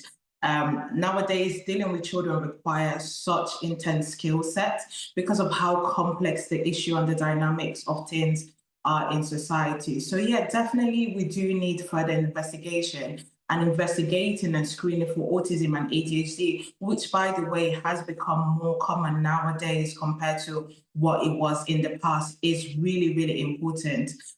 It would give us more insight. More literature means more information. It means advancement of science. It means better understanding, right? So yeah, definitely very important for us to start screening for ADHD and understanding a bit more better children that, you know, are transgender and have different genders. So we can also know how to, you know, sort of approach them and how to. Yeah, Olivia, on that point, how often as a paediatric nurse in the NHS do you come across children who say they've got gender dysphoria or say they're in the wrong body? Is it common? Has it become more common during your career? Yeah, it's very, very common. I can tell you for a fact, at least 2-3 children every week, if not every other day, I come across that have, you know, some sort of gender dysphoria. You know, as at any age, there can be 6-year-old that are transgender, there can be 18, 16. And do you suspect sometimes that they may have something else going on, that there may be autism, there may be other factors at play? Yeah, most of the time there are underlying conditions with the children, which is, again, why I do have to see them and do have to screen them, because there's always some sort of underlying condition. It doesn't necessarily have to be really extreme like autism. It can be something as simple as nutritional needs or some sort of learning disabilities. However, at times, there can be some level of other complex health needs involved with the topic of gender, which is why we shouldn't necessarily shy away from such topics, because it's more common nowadays than it was in the past. I must say that. It's very more common nowadays compared to what it was in the past, yeah. And I suppose this is why it's so important to collect that data, to have a better understanding of how all these factors play against each other, which is, I suppose, what the CAS review was calling for. Can I just ask one more thing, Olivia? On the autism, you say that diagnoses have gone up. Is that because, in part, it used to be the case that only if you had a severe case that you'd be diagnosed medically with autism, and now autism, there's a huge spectrum, so it might be someone who's displaying some symptoms, for example, finding some communication skills difficult and the like, who wouldn't really have been diagnosed in the past, i.e. we're diagnosing more people because the spectrum has become wider? I think when it comes to disabilities generally, I think that the reason why it's increased is because we're now taking a bit more interest in it compared to back in the days where it was, you know, you'd be fine, just brush it underneath. There are thousands of children that probably in school have something called dyslexia, right, or dyscalculia, and this was never actually investigated because half of the time we just, you know, we just ignore them, you'll be fine, you just need a little bit more help. Now we're using more of a scientific approach, more of an evidence-based approach. So it means that we're a bit more interested in finding out, oh, is this child actually having some learning difficulties? So it means that we're doing more screening. So we're looking for it more as well. Olivia, we're going to have to finish there, but thank you very much. Really interesting to get your insight on all of this. You're an NHS paediatric nurse who's worked with lots of gender dysphoric children. I'm starting to think if we looked hard enough, we'd probably find some sort of mild ailment with just about every single person in the world. I think so. But we're going to show you some live pictures now of Valencia train station in Spain, affected by these mass power cuts and outages.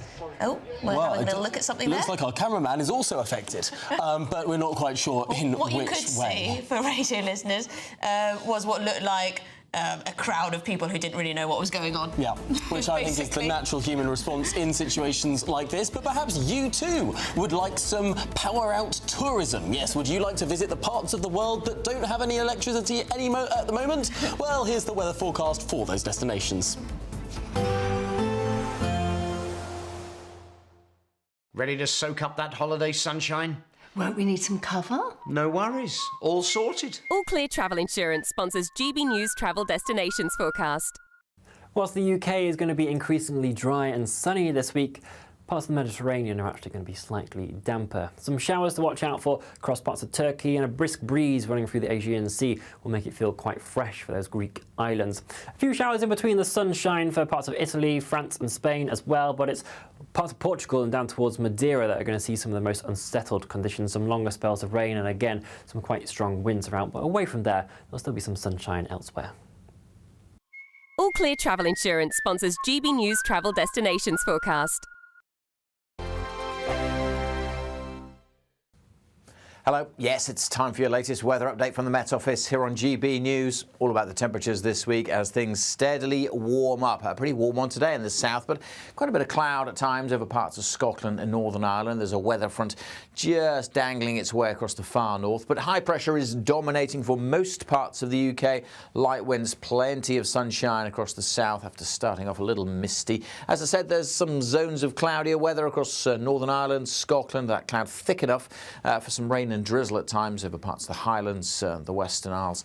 That'll tend to fizzle out though, I suspect, as we go through the rest of the day. Staying fairly cloudy over the Northern Isles too, but plenty of sunshine further south, and that's where we'll see the top temperatures in and around the capital.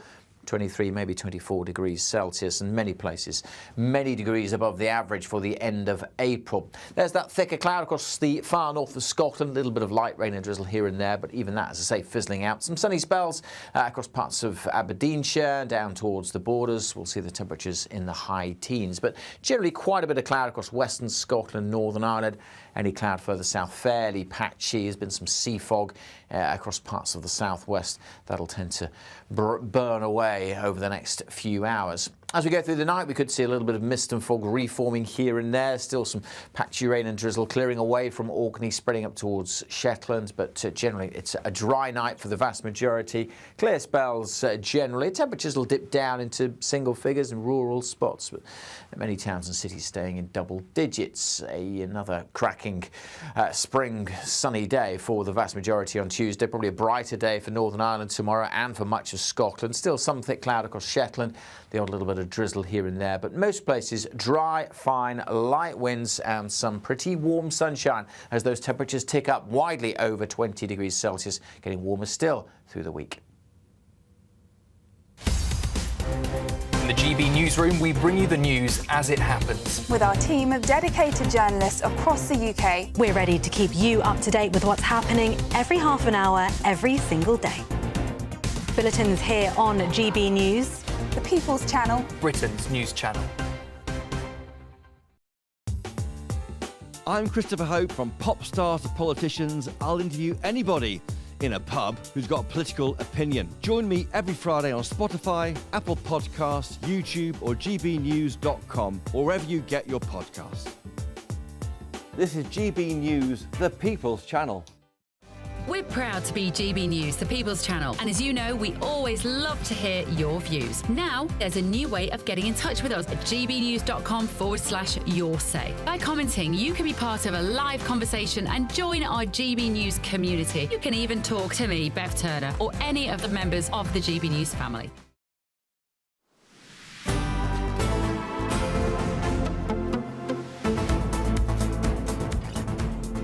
Good afternoon, Britain. It is now 10 minutes to 2, and as we've been alluding to for the whole programme, the UK is set for a week of blue skies and warm weather, with temperatures climbing as high as 29 degrees in some parts of the country. That is a proper heat wave, actually.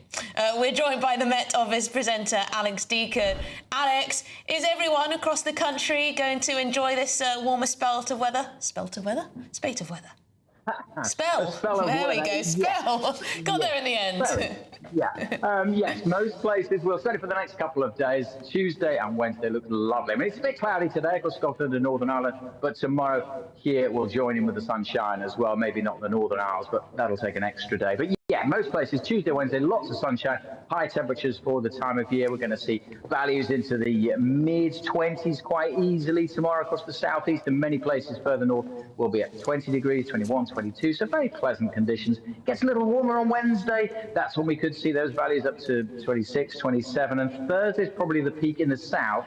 But by Thursday, when we could get to 29 in the south, by then Scotland and Northern Ireland will be turning a little cooler. So it's not sunny all day, everywhere, all week, but certainly the next couple of days. And yeah, the peak of the temperatures probably Thursday, 29 degrees Celsius across the southeast. So yes, very nice if you like that kind of thing.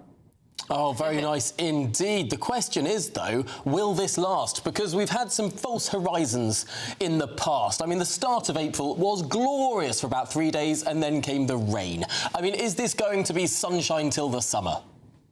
Well, let's hope not, because we are going to need a bit of rain. If we have it dry all the time, then, we're not geared up for that kind of weather. So let's hope we do get some spells of rain. But yeah, these kind of warm spells in spring are no real indication of the kind of summer that we're going to get. It doesn't really tell you much about what it's going to do in June and July. So it's best just to enjoy it while it lasts, because it's British weather. And this week it will feel like June and July. It's going to be that warm. It is going to be unusually warm for the end of April. So yeah, it doesn't give you any more signs. And the weekend looks a little bit mixed, but it is a bank holiday. It doesn't look like a write-off. It doesn't look like it's going to be pouring it down with rain, but this warm spell of weather that we'll see this week may not last for the long weekend. Do you have any comparisons for us? Like London's going to be hotter than Ibiza this Thursday or something like that? I like those.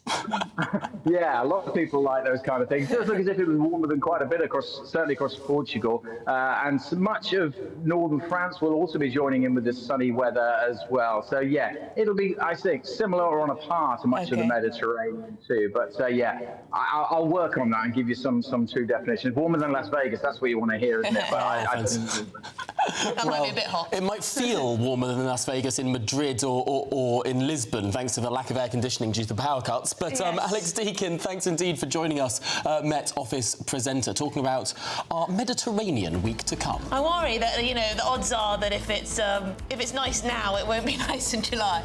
Oh yeah, but as Alex said, no indication. So we're completely flying in the dark, which is not what meteorologists do all the time. I'm reliably insured. Anyway, speaking of the dark, widespread power cuts have hit Spain, Portugal, and now France. These latest shots show the chaos in Madrid. And also the traffic lights are being badly affected, which could cause some danger. But let's take a quick look at the weather.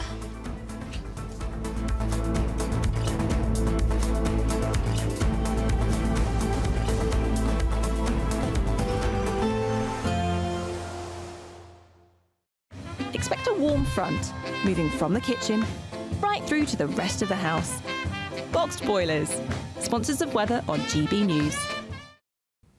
Hello. Yes, it's time for your latest weather update from the Met Office here on GB News. All about the temperatures this week as things steadily warm up. A pretty warm one today in the south, but quite a bit of cloud at times over parts of Scotland and Northern Ireland. There's a weather front just dangling its way across the far north, but high pressure is dominating for most parts of the UK. Light winds, plenty of sunshine across the south after starting off a little misty. As I said, there's some zones of cloudier weather across Northern Ireland, Scotland. That cloud thick enough for some rain and drizzle at times over parts of the Highlands, the Western Isles.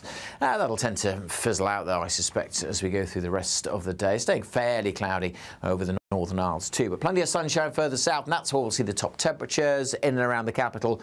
23, maybe 24 degrees Celsius, and many places many degrees above the average for the end of April. There's that thicker cloud across the far north of Scotland, a little bit of light rain and drizzle here and there, but even that, as I say, fizzling out. Some sunny spells across parts of Aberdeenshire, down towards the borders. We'll see the temperatures in the high teens, but generally quite a bit of cloud across western Scotland, Northern Ireland. Any cloud further south, fairly patchy. There's been some sea fog across parts of the southwest. That'll tend to burn away over the next few hours. As we go through the night, we could see a little bit of mist and fog reforming here and there. Still some patchy rain and drizzle clearing away from Orkney, spreading up towards Shetland. But generally, it's a dry night for the vast majority. Clear spells generally. Temperatures will dip down into single figures in rural spots, but many towns and cities staying in double digits. Another cracking spring sunny day for the vast majority on Tuesday. Probably a brighter day for Northern Ireland tomorrow and for much of Scotland. Still some thick cloud across Shetland. The odd little bit of drizzle here and there, but most places dry, fine, light winds and some pretty warm sunshine as those temperatures tick up widely over 20 degrees Celsius, getting warmer still through the week. A positive outlook through the night will power through to a bright day ahead. Boxed Home Battery Storage, sponsors of weather on GB News. Courtesy of Marquis Leisure, you could be driving away with this brand new Elnag Baron 560 motorhome. It comfortably sleeps 4, comes with sky roof, integrated kitchen and bathroom, and is worth over £67,000. And that's not all, as we'll also give you a further £5,000 in tax-free cash to make sure that wherever this motorhome takes you, it takes you there in style. For another chance to win the lot, text WIN to 63225. One entry costs £2.50 plus one standard network rate message, or text BONUS to 63225. 5 entries cost £5 plus one standard network rate message. Go to gbnews.com/win. Entries start at £2.50. Call 0903 686 3232. Calls cost £2.50 plus your network access charge. Or post your name and number to GB13 PO Box 8690 Derby DE1 9TT. UK only. Entrance must be 18 or over. Lines close at 4 p.m. on the 6th of June. Please check the closing time if listening or watching on demand. Good luck. We're proud to be GB News, the People's Channel. And as you know, we always love to hear your views. Now, there's a new way of getting in touch with us at gbnews.com/yoursay. By commenting, you can be part of a live conversation and join our GB News community. You can even talk to me, Bev Turner, or any of the members of the GB News family. From the school run to the home run, watch a new show for all of Britain. So he can say whatever he wants. A straight talking show where all voices are heard. And, you know, when are we going to stop talking about smashing the gangs and actually do it? With the stories that matter from every part of our country. There's a bit of a crash landing there for your Chancellor. Bold, fearless and standing up for you. That's me, Martin Dordme, 3 p.m. till 6 p.m, weekdays, here only on GB News. The People's Channel, Britain's news channel. Headliners on GB News 11 p.m. every night. It's got 3 top comedians going through the next day's newspapers so you don't have to read them, which is great. That's a good point. He's lying. Maybe he's not lying. That's Headliners every night from 11 p.m. and 5 a.m. as well on GB News, Britain's news channel. Mornings don't have to be tiresome, especially if you have the right company. Wake up to news as it happens, opinion and debate, and of course, a little bit of entertainment too. Because when the kettle's on, we're on. That's Breakfast on GB News, a show worth waking up for. Every morning from 6 a.m. Only on the People's Channel, Britain's news channel. We'll spread the news, you spread the word. No matter the state it's in, this is our nation. Join me, Jacob Rees-Mogg, for a genuine, honest discussion on where we have been, where we are going, and where we are with the people who set the direction. That's State of the Nation every Monday and Tuesday at 8 o'clock. Only on GB News, the People's Channel.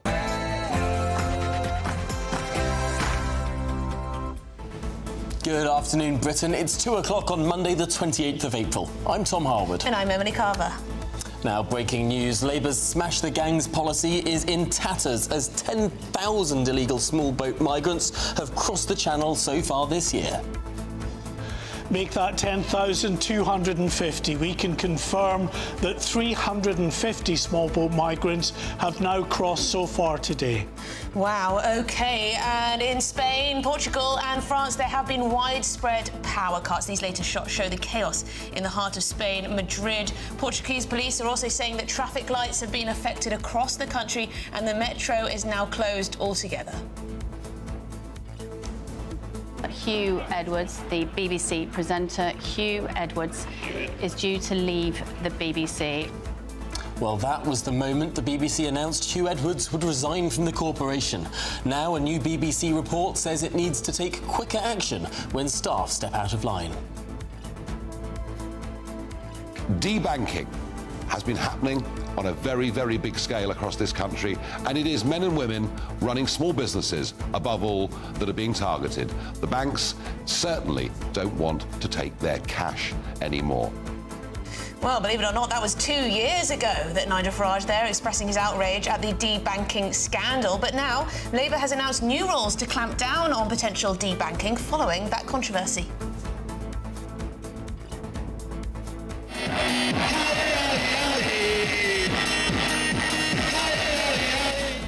Well, jubilant scenes in Liverpool yesterday with that Premier League win, the 20th of their history, equalising Manchester United's record. No doubt a few sore heads in Merseyside this morning. Yeah, plenty of celebrations long into the night here in Liverpool. We're at Anfield. We've been speaking to fans. There's 19 league title sign on the wall of champions, now changed to 20 as they level with Manchester United with league titles. I'll bring you the reaction.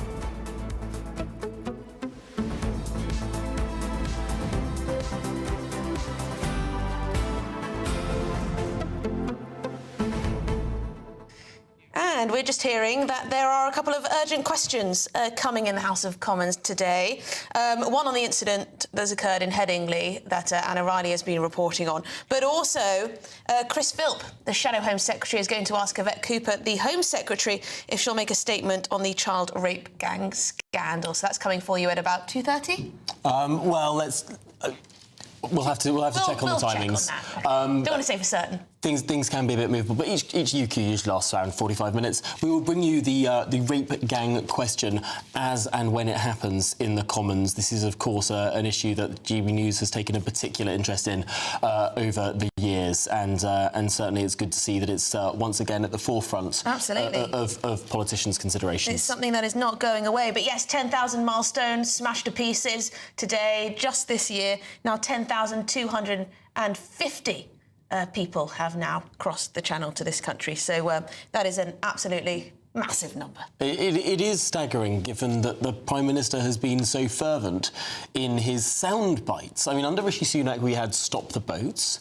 Under Keir Starmer, we have Smash the Gangs.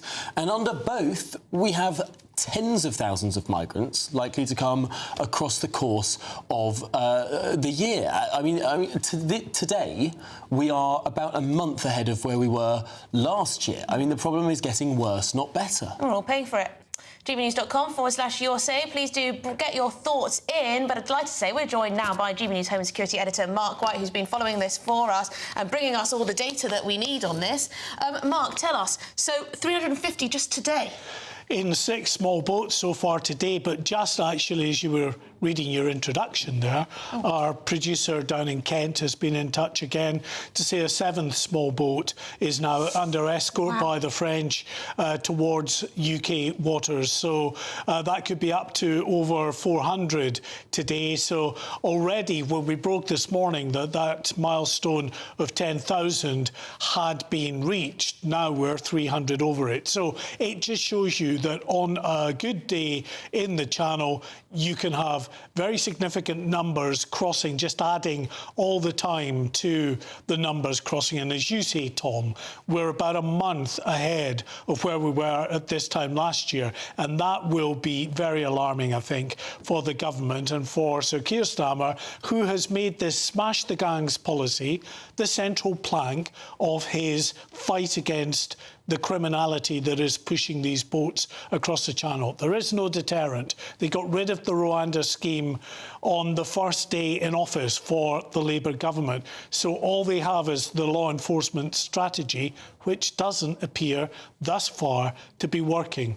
Now, we've got some videos we'd like to show you, which I'm sure will enrage many of our audience, understandably, because some of these videos that we're going to show you here have been posted by the migrants themselves crossing illegally from France today. And they do that because they realise that the people smugglers are going to use these video sequences in their advertising to get even more migrants to come across. Take a look at this first clip.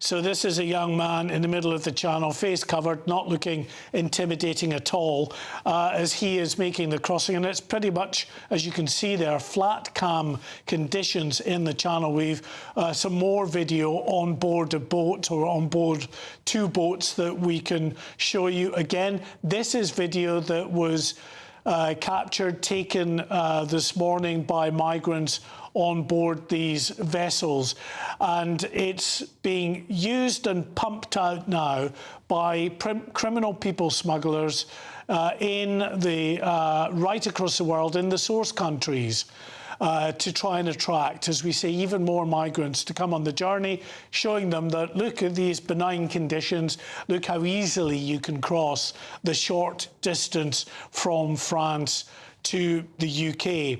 And more video this time shows the carrying of these small boats. We say a small boat, but take a look at this one that's being carried down through the woods towards the coastline.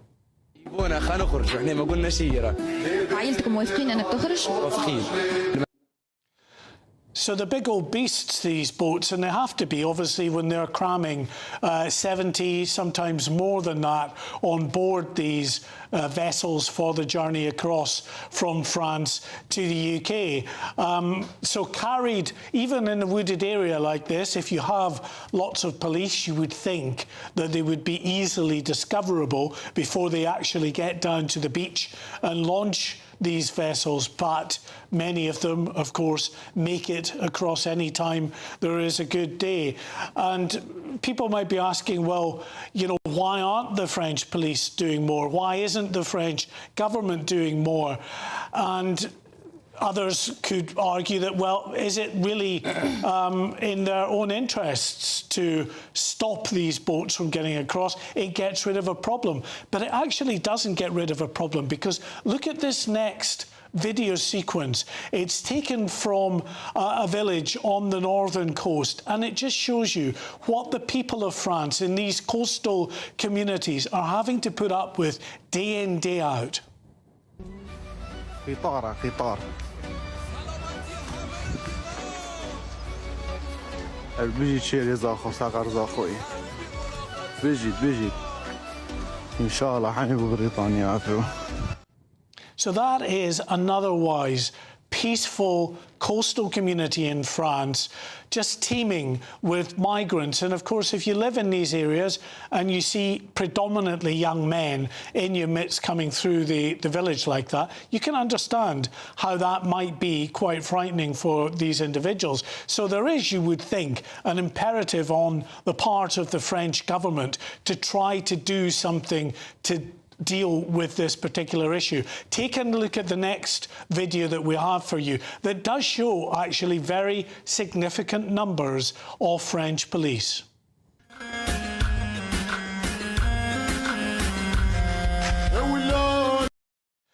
So you can see there van load after van load of the French police heading down towards the coast, the migrant there looking at the time.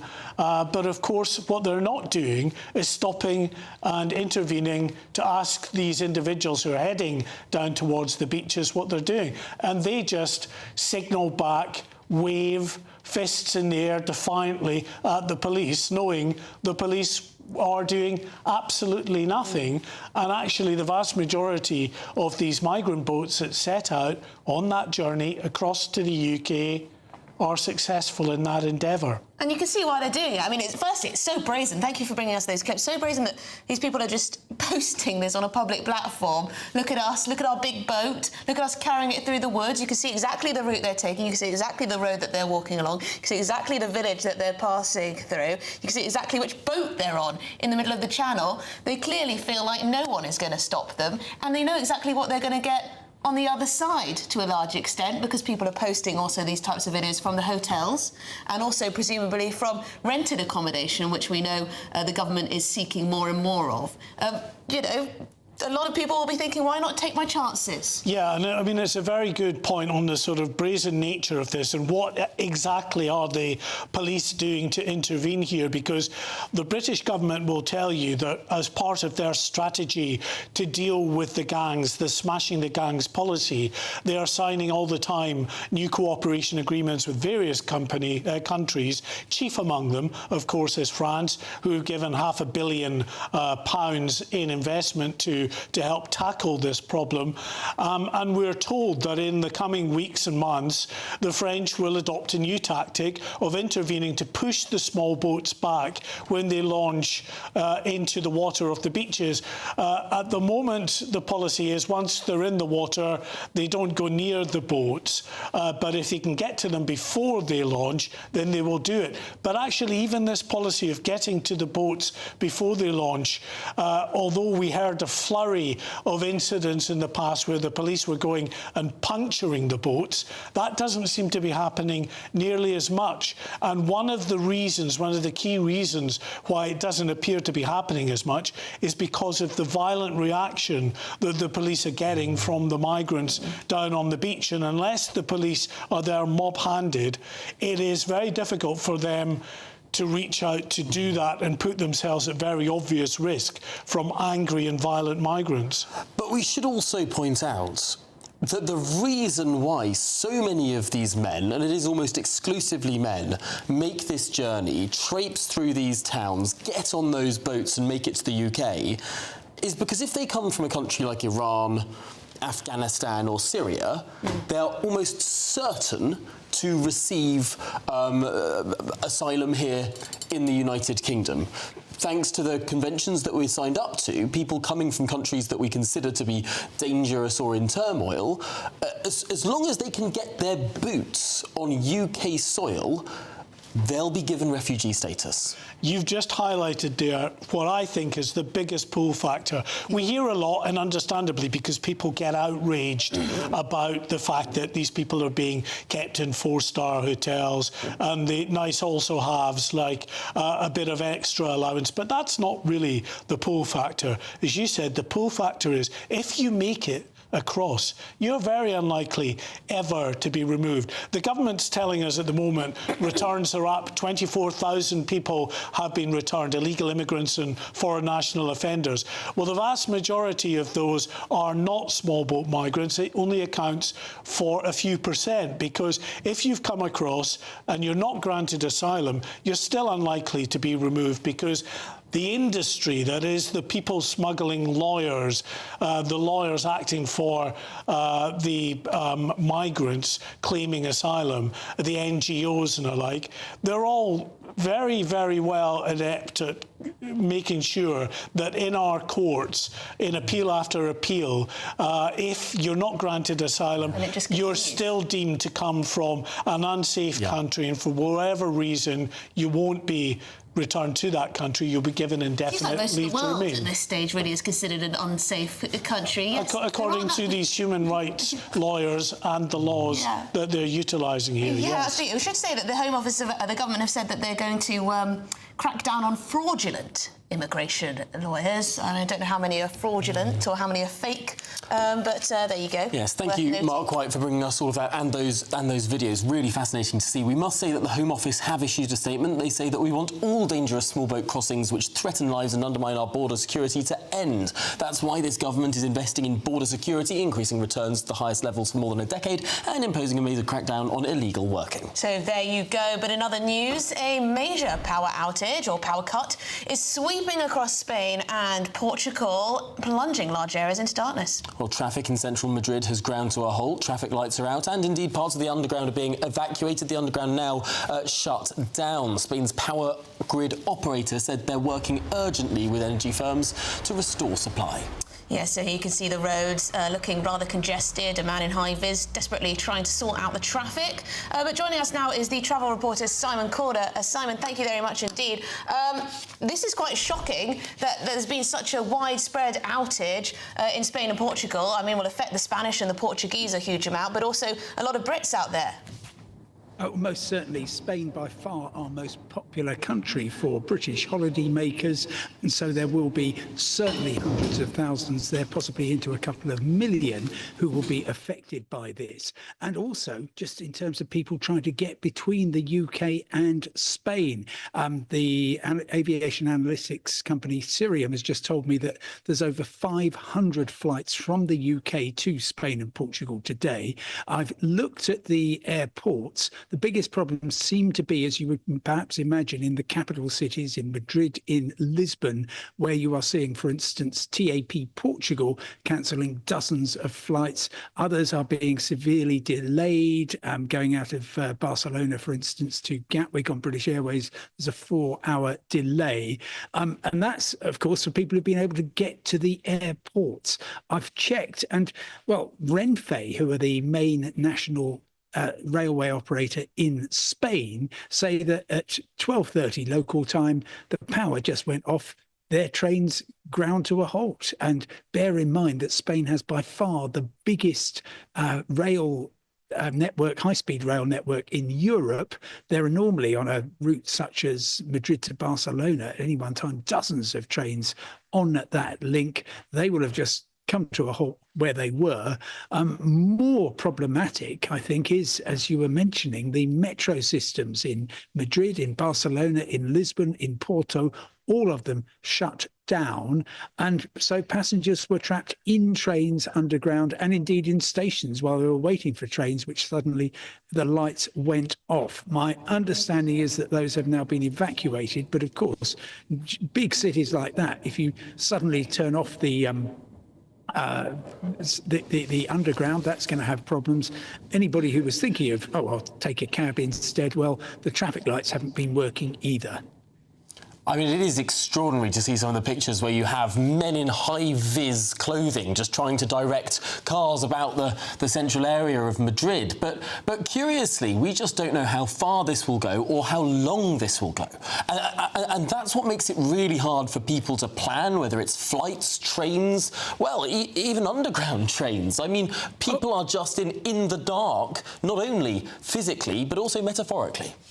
Oh, very much so. I mean, look, it's not, you remember, because we talked about it on GB News 5 weeks ago, the shutdown at Heathrow, which suddenly affected everybody because there was a power cut. That was one airport in a small part of West London where they basically just said, no, it's too difficult, we're going to shut down for the day. This is across 2 large countries, and as you say, nobody quite knows what's happening. The national grid operator in Spain is apparently gradually restoring supplies, but I've just got a statement in from Ryanair saying, due to a general power outage affecting mainland Spain and Portugal today, we are monitoring potential disruption to flights, and we apologise for any inconvenience as a result of this power outage, which is outside of our control. It certainly is. But if you are lucky enough to be flying out to Spain or Portugal today, well, actually there is I was going to say a bit of good news. Less bad news is that I've looked at the key holiday airports of Faro in Portugal, Alicante, Malaga and Palma in Spain, and those do not appear to be too badly affected at the moment. Oh, good. OK, so that's a relief for some people. Simon Corder, thank you very much indeed, travel reporter, reporting to us on that major power cut that's hit Spain, Portugal, and also hearing that it's impacted some of France too. So if you have been affected, I know we have quite a few viewers and listeners who are out in sunny Spain, do let us know. Absolutely. Well, we're going to turn back to the United Kingdom now because the suspect of a violent attack in Leeds is in critical condition after being found with a self-inflicted injury. Yes, 2 women, aged 19 and 31, were seriously injured, one left fighting for her life, after what counter-terror police call a very serious and isolated incident. Well, joining us now is GB News reporter Anna Riley. Anna, this is a serious development. It certainly is, Tom. Well, West Yorkshire Police were called to the scene here just behind me at around 2:47 on Saturday afternoon. They were called to Otley Road to reports of a serious incident involving a man seen with weapons. Officers arrived at the scene here to find two women seriously injured and the 38-year-old man with a self-inflicted injury. All three were taken to hospital and that man remains in hospital in critical condition. West Yorkshire Police say that the man is the key suspect and that one of the victims has been discharged from hospital. They say that the other has undergone surgery after suffering life-threatening injuries and she's now recovering in hospital in a stable condition.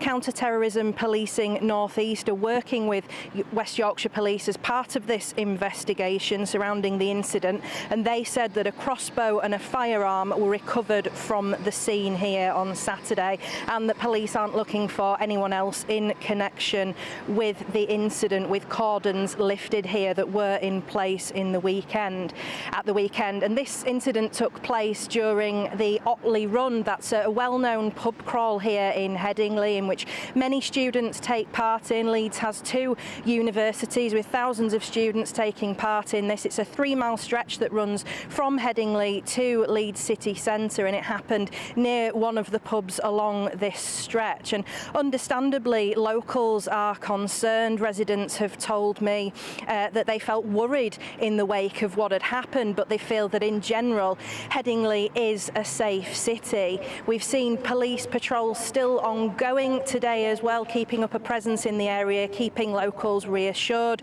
And we've also heard that Home Secretary Yvette Cooper described what happened as a serious violent incident. She said she's been kept updated by police, and the most recent update that we have for you is that later this afternoon the MP for Leeds Central and Headingley, Alex Sobel, will ask the Home Secretary if she will make a statement on the incident that occurred here on Saturday, so we'll look out for that later on this afternoon. Thank you very much indeed, Anna Riley, there in Headingley for us. Well, this is Good Afternoon Britain on GB News. Lots more coming up on today's show.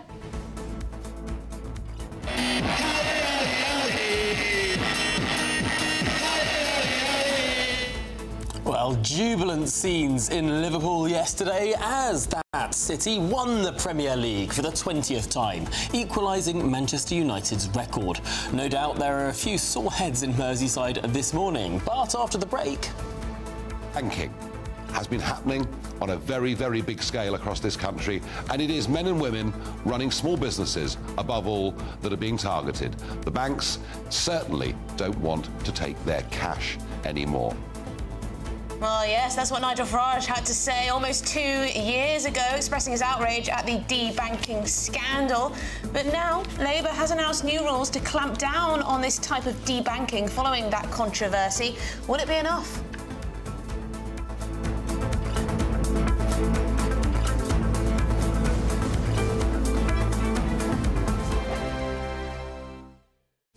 This is Britain's Newsroom, where your voice matters. It's just astonishing. With expert analysis and honest opinion, we don't just keep you informed. We bring you unique perspectives you won't see anywhere else. Can't argue with any of that. When the news happens, it happens here. On Britain's Newsroom, weekdays from 9:30 a.m. Only on GB News. Sunday with Michael Portillo from 11, only on GB News. So you began to lose the sight in one eye when you were a child. When did you begin to learn Braille? So, back in the 80s, sight loss wasn't talked about. I was in the back of the classroom, blind in one eye, had the patches. Always wanted to be an artist, from day dot, as they say. And I did a degree in model making because I thought I'd get a skill base behind me because then I could do all the crazy stuff later. And I became a dental model maker. And around about 12 years ago, I noticed a dark shadow in my right eye, or left eye. Right, left and right is not very good for me. That was it. It was like, I want to be the artist I want to be as a 6-year-old. So about 6 years ago, my friend gave me a Perkins typewriter.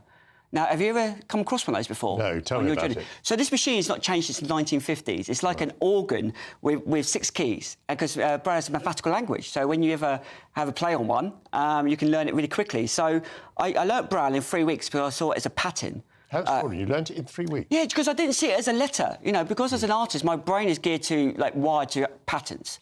So after 3 weeks, I was like, oh, why can't this be an art form? You know, just like a typographer uses a letter, I can use a dot. And for me, the dot has more power. But that spells love in Braille, yes? It does. Take me through it then. So the idea is iconic print, 1970s, LOVE. I've just Brailleised it. And then by giving it another colour, if I told everyone that this one is called bubblegum, I'm sure all at a certain age group would know a certain bubblegum brand that this inspired me. So the idea is I'm going to do loads of these, and just by changing that word, we'll have the colours. So I see colours through words as a blind person now. Yes. Now, this is a very tactile piece. Yeah, you can touch in it, other words, yes, this is all in high relief, so my fingers are tracing this. GB News, the People's Channel. Headliners on GB News 11 p.m. every night. It's got 3 top comedians going through the next day's newspapers so you don't have to read them, which is great. That's a good point. He's lying. Maybe he's not lying. That's Headliners every night from 11 p.m. and 5 a.m. as well on GB News, Britain's news channel. We're proud to be GB News, the People's Channel, and as you know, we always love to hear your views. Now, there's a new way of getting in touch with us at gbnews.com/yoursay. By commenting, you can be part of a live conversation and join our GB News community. You can even talk to me, Bev Turner, or any of the members of the GB News family.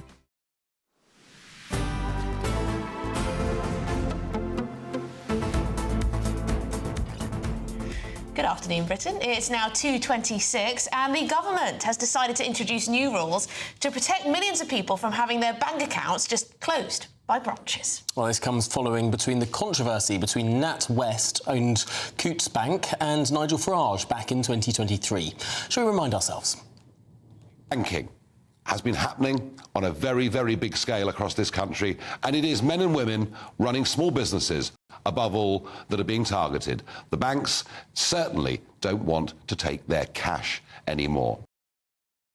So, yes, at the time, Nigel Farage did find a lot of other people who'd be impacted by this type of thing. And we're joined by economist Justin Urquhart-Stewart to discuss this. Justin, what exactly is the government going to do about this, then? What are their plans? Oh, good afternoon. I have to say, the plans you see so far look a bit thin. That's to say, what they're going to do is make sure that everyone gets 3 months' notice before a bank account is closed. Well, that's better than necessarily having your banking account being discussed by the chief executive of the bank and in public, effectively, which was what happened to Mr. Farage. Basic banking facilities and secrecy of personal details is fundamental to a proper banking system. Now, merely just delaying, making sure there's delay in shutting people's accounts, so they got an alternative. Well, that's one thing. It's better than nothing. But on the other hand, we're actually looking at the basic banking facilities and services. Banks don't want small value accounts anymore because they cost money. They can't really charge much for it. So why do they want it? So the answer would be, why don't you have a simple old basic bank? And lo and behold, we used to have one. It's called Gyro Bank. It was set up precisely for that purpose, so that the other banks can get on and cherry pick who they wanted to be able to have. But Gyro Bank was a basic service. Now, that got sold off, and unfortunately has not been replaced by anything anywhere near it at all. So what all businesses, small business need to do is not just shop around for best rates and services, but actually shop around to see who wants to actually have your sort of business. And what the Treasury should be looking at now is to say, right, OK, if we don't have a proper banking system fit to get growth in our economy for those small businesses, and remember, the largest employer in this country are small businesses, then we have to bring in some changes and not merely notice periods for bank accounts being closed. Well, Justin, I put it to you that the problem isn't not enough government regulation. Could the problem be too much government regulation? How hard it is to set up a new bank that could compete with all the old banks? How difficult it is to enter this market, all the barriers to entry, and especially the regulations that have come in post-2008. I mean, it's a really tough market out there. Well, it was astonishing over the past couple of decades, whereas if you had several £1 million from a dodgy area coming out of Russia and you turned up at a bank, you're welcome with open arms. You go and open a deposit account for your child, you virtually have to leave the child on custody with the bank in order to get some service from them. It is really ridiculous. So you're absolutely right. This is not a government issue. This should be down to the banking regulators. That's the FCA, to be able to control that, and we have obviously the Bank of England behind that. So actually it's how simplifying the process governance rather than necessarily more interference in it, and making sure that actually these facilities are made available. If some banks don't want to do that sort of service, that's fine. Don't do it. Don't advertise the fact you're providing a service to everybody. Yeah. But equally, therefore, make sure there is someone there to be able to deal with it. It may be what the post office used to be, but actually, I'd look again at the gyro bank structure and say, why not bring that back? That's basic banking for everybody, particularly those of a certain age who may not necessarily have a computer. That does sound a good idea, but then it maybe would make it easier for the other banks to just say, oh, no, we don't want your custom, you don't align with our values, whatever those are. And then they'll be like, they won't have to, defend themselves so much because there's this option that they can go to gyro. But Justin, just quickly, more broadly, I'm finding that banks are being far more intrusive, just generally. So whether you want to make a payment, whether you're remortgaging, whether you're taking out a loan, whether you're just trying to deposit some money, so many questions about everything. Well, what are you using that money for? Blah, blah, blah, blah. They're getting very nosy. Everything is the big excuse on this is money laundering. And of course, we're knowing that's going on a wholesale business in the high street. Just how many more barbers do you actually need in your high street with nobody actually in them? But what you really need to be able to have, though, is a proper competitive market. And if Coots want to say, I don't want these sort of customers, that's fine. Let's go ahead. Let them go away somewhere else. But what you can do, though, is there are lots of other banking facilities around. Make it easier and clearer for them to offer those services and make sure the charging structures. What you've got is a mishmash of banking where corporate banking, retail banking, and more to the point, more risk-taking investment banking have been linked together. And once you do that, I'm afraid you find what happens is they cherry-pick what they want, and the retail business starts getting poached for its deposits by the investment banking business. That's what happened before. Watch it. It may well happen again. OK, well, a strong warning there. Justin Urquhart-Stewart, thanks indeed for joining us and talking through this latest debanking story. I just hate the idea of some holier-than-thou banking executives deciding that, this person thinks this about net zero, can't have them. Or they've said a couple of spicy things about immigration, or we can't have them as our client. I mean...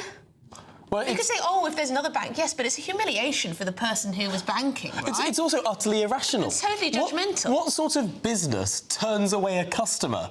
I mean, nobody knew Nigel Farage banked with Coots. No.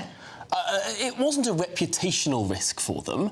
It was an entirely illogical, uneconomic decision that they made. Oh, Tom, you don't fit with my values, so you can't bank with me. It is ridiculous. It's silly, but in a rational world where you had proper competition amongst banks, all of the incentives would be get as many customers as possible. Don't turn people away. Invite more people to bank with you, because that's how you succeed in a competitive marketplace. I fear that we don't have as competitive a banking sector as we should. Well, I don't know about that. There are some new ones, like the Monzos and the Revolution. Yeah. They're digital only, aren't they? Well, interesting. Let us know your thoughts. gbnews.com/your say. But this is Good Afternoon Britain on GB News, of course. Lots more coming up.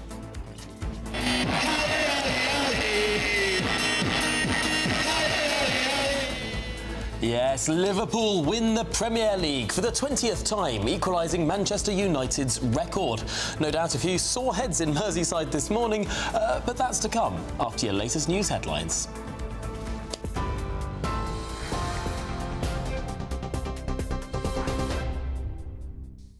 Good afternoon, I'm Sophia Wenslow with your headlines at 2:33. A huge power cut has plunged Spain and Portugal into chaos, with trains halted, traffic lights out and millions cut off from Wi-Fi, 5G and card payments. Spain's rail operator says the entire national electricity grid was cut off, leaving stations at a standstill and shops in darkness. Traffic jams have gridlocked Madrid, while in Portugal, police say card payments are down and people can't access Wi-Fi or 5G. A witness in the capital says you can't get off a train, pay for coffee or even call for help. Authorities are racing to restore power, but the blackout has already spread to parts of France and Andorra. In other news, the Kremlin has announced a temporary ceasefire in Ukraine ahead of Russia's Victory Day celebrations next week. The pause in fighting will run from midnight on the 7th of May to midnight on the 10th of May, with Russian forces told to halt all military action. But Moscow has warned it will respond if Ukraine breaches the truce.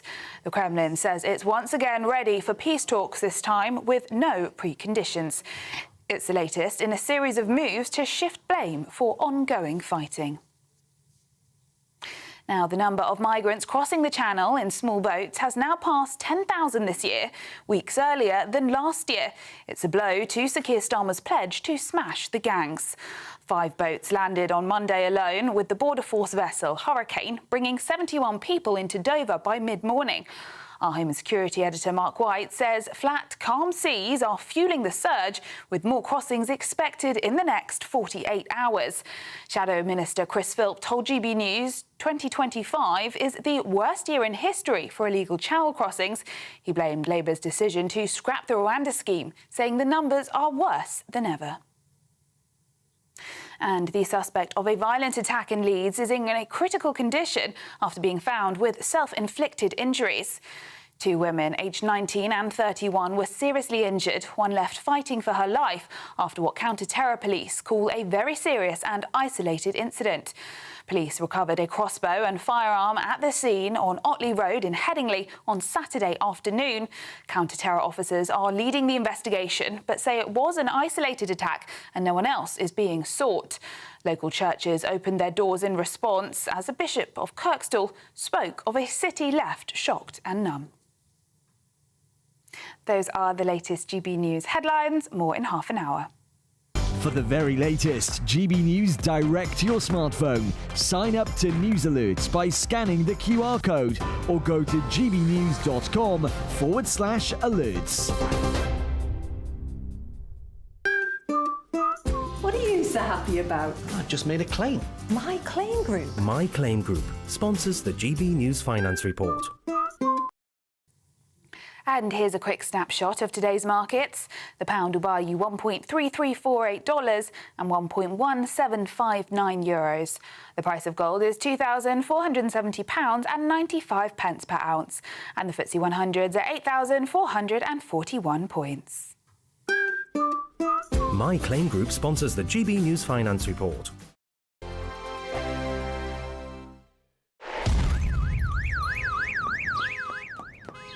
Crash Law 24 sponsors GB News Traffic and Travel Report. Good afternoon. This is the latest AI travel news from gbnews.com. Road users in Telford and Wrekin should note a collision on the M54 eastbound between junctions 6 and 5, with one of 3 lanes closed. Expect delays until around 3:05 this afternoon. In Essex, a broken-down vehicle on the M25 clockwise between junctions 26 and 27 has closed one of 4 lanes, with normal traffic expected by 2:43 this afternoon. Drivers on the M60 clockwise in Bury should prepare for delays due to a tyre change between junctions 15 and 17, affecting 1 lane, expected to clear by 2:31 this afternoon. For more travel news, go to gbnews.com.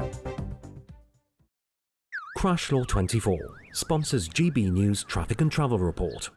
On Thursday, the 1st of May, voters across England go to the polls. In a series of council elections. Mayoral elections and one crucial by-election. They'll vote on the local issues that matter to them and let the parties know where they stand. We'll be here throughout the night. Live around the country. As the first results come in. And from 6 a.m. on Friday morning, as it all becomes clearer, we'll be here to discuss what it means for you. Vote 2025, the people decide, from 11 p.m. on Thursday. Only on GB News, Britain's news channel. Hi, I'm Michelle Dewberry, and my show is your opportunity to cut through all the noise and dive in headfirst to some robust debates. Ideas clash. Situation, isn't it? No, because the failure is you're deliberately avoiding my point. Nothing's held back. And if you think this is the end of it, wait for more. And we do not shy away from the difficult stuff. Sometimes I want to shake people and say, if only you understood. So join me on Jubes & Co. weeknights at 6 p.m, only on GB News, Britain's news channel. The royal family is an enduring symbol of tradition, unity and pride for Britain. At GB News, we celebrate what makes this country great. In our new Royal Newsletter series, you can join me, Cameron Walker, for Inside the Palace, an exclusive look every week that takes you beyond the gates and brings you the very latest from those at the heart of the monarchy. Never miss a royal moment again. Sign up now. Go to gbnews.com/royal newsletter and get the latest straight to your inbox.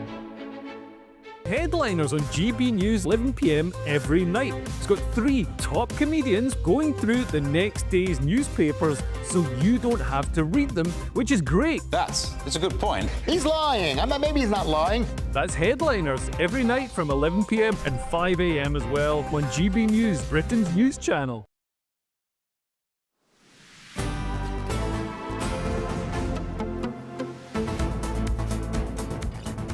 Well, good afternoon, Britain. It is now 20 to 3, 2:40, and lots of you have been getting in touch throughout the show, actually, so I thought we'd go to some of your views. We were talking about how Rachel Reeves is in a bit of a pickle over these potential pay rises that she's going to have to fork out for NHS workers and teachers, etc., etc.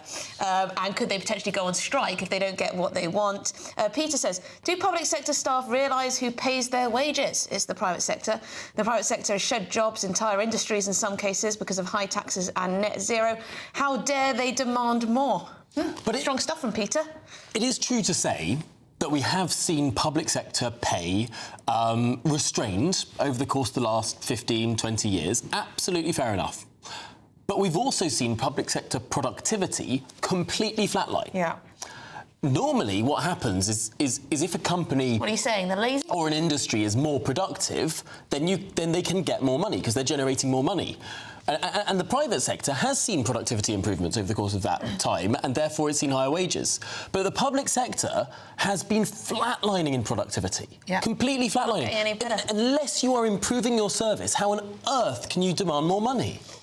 Well, I mean, there's a question. Is inflation enough, though, to demand a pay rise? Trevor has got in touch. He says the power's back on. I live in the Spanish Pyrenees, and it's back on. Well, thank you, Trevor. That was about 20 minutes ago, so that's good. You're not living in the dark anymore, which is nice. Although I suppose it's not dark yet. Well, let's hope it stays on, because it has been patchy as well. I mean, there has been a level of power. People have been getting in touch, and I have noticed this, and I did try to change my language on this one, pointing out that power outage is an Americanism, and that we should be talking about power cuts. Yes, I agree, and I'm sorry if I said power outage too many times for your liking. I heard Sam Francis say Generation Z earlier, and I almost fell over in embarrassment. Sorry, standards are slipping here. I know, terrible. We'll avoid the Americanisms. Yeah.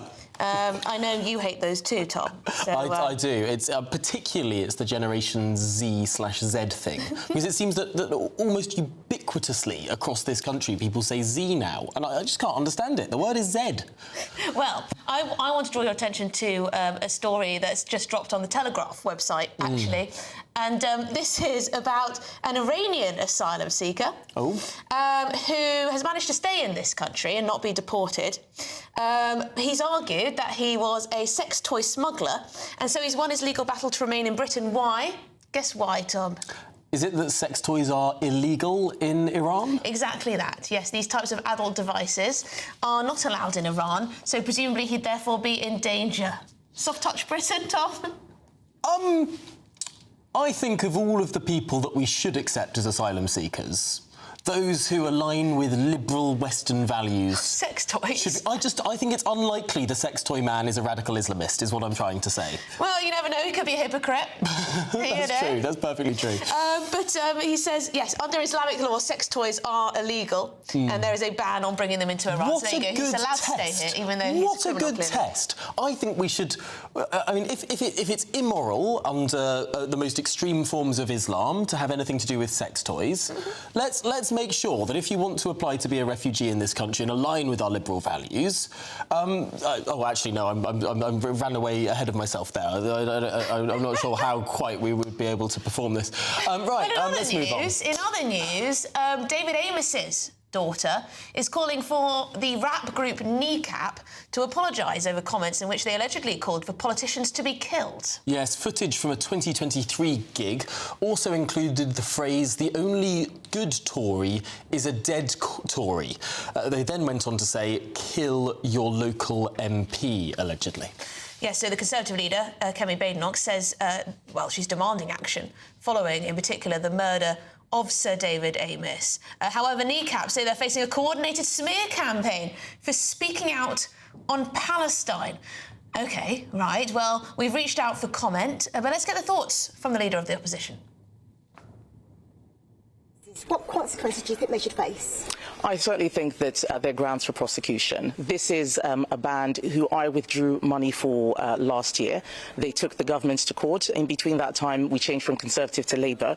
Labour gave them the money. I think that's completely wrong. What they did is abhorrent. They should not be glorifying terrorism. They are anti-British, but to actually call for people to kill their local MPs, I think is disgusting, and they should be prosecuted. People are in prison for sending tweets that don't go that far. Moving on now, public sector. That is, I mean, it's hard to disagree with what Kemi Badenoch said there.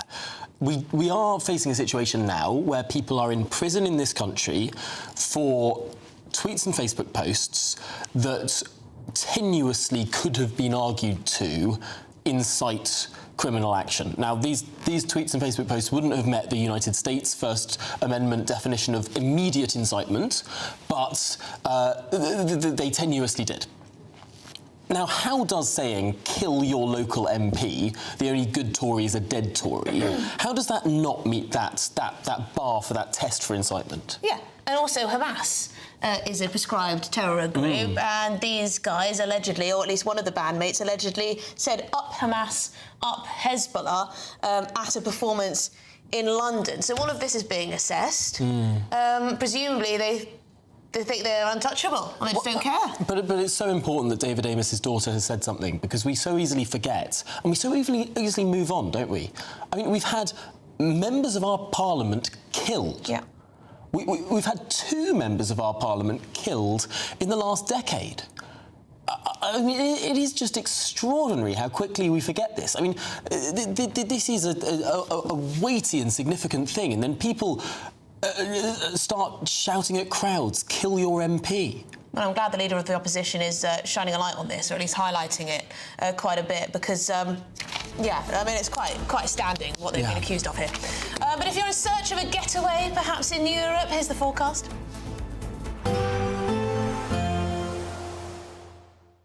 Ready to soak up that holiday sunshine? Won't we need some cover? No worries. All sorted. All Clear Travel Insurance sponsors GB News Travel Destinations forecast. Whilst the UK is going to be increasingly dry and sunny this week, parts of the Mediterranean are actually going to be slightly damper. Some showers to watch out for across parts of Turkey, and a brisk breeze running through the Aegean Sea will make it feel quite fresh for those Greek islands. A few showers in between the sunshine for parts of Italy, France and Spain as well, but it's parts of Portugal and down towards Madeira that are going to see some of the most unsettled conditions, some longer spells of rain and again some quite strong winds around, but away from there there'll still be some sunshine elsewhere. All Clear Travel Insurance sponsors GB News Travel Destinations forecast. Hello. Yes, it's time for your latest weather update from the Met Office here on GB News. All about the temperatures this week as things steadily warm up. A pretty warm one today in the south, but quite a bit of cloud at times over parts of Scotland and Northern Ireland. There's a weather front just dangling its way across the far north, but high pressure is dominating for most parts of the UK. Light winds, plenty of sunshine across the south after starting off a little misty. As I said, there's some zones of cloudier weather across Northern Ireland, Scotland. That cloud thick enough for some rain and drizzle at times over parts of the Highlands, the Western Isles. That'll tend to fizzle out, though, I suspect, as we go through the rest of the day. Staying fairly cloudy over the Northern Isles too, but plenty of sunshine further south, and that's where we'll see the top temperatures in and around the capital. 23, maybe 24 degrees Celsius, and many places many degrees above the average for the end of April. There's that thicker cloud across the far north of Scotland, a little bit of light rain and drizzle here and there, but even that, as I say, fizzling out. Some sunny spells across parts of Aberdeenshire, down towards the borders. We'll see the temperatures in the high teens, but generally quite a bit of cloud across western Scotland, Northern Ireland. Any cloud further south, fairly patchy. There's been some sea fog across parts of the southwest. That'll tend to burn away over the next few hours. As we go through the night, we could see a little bit of mist and fog reforming here and there. Still some patchy rain and drizzle clearing away from Orkney, spreading up towards Shetland. But generally, it's a dry night for the vast majority. Clear spells generally. Temperatures will dip down into single figures in rural spots, but many towns and cities staying in double digits. Another cracking spring sunny day for the vast majority on Tuesday. Probably a brighter day for Northern Ireland tomorrow and for much of Scotland. Still some thick cloud across Shetland. The odd little bit bit of drizzle here and there, but most places dry, fine, light winds and some pretty warm sunshine as those temperatures tick up widely over 20 degrees Celsius, getting warmer still through the week. I'm Christopher Hope. From pop stars to politicians, I'll interview anybody in a pub who's got a political opinion. Join me every Friday on Spotify, Apple Podcasts, YouTube or gbnews.com, or wherever you get your podcasts. This is GB News, the People's Channel. In the GB Newsroom, we bring you the news as it happens. With our team of dedicated journalists across the UK, we're ready to keep you up to date with what's happening every half an hour, every single day. Bulletins here on GB News, the People's Channel, Britain's news channel. What is the state of our economy? What is the state of our National Health Service? What is the state of our schools? What on earth is going on? Understanding Britain means understanding the state we are in. This is State of the Nation with me, Matt Goodwin, Wednesdays, Thursdays and Fridays from 8 p.m. on GB News.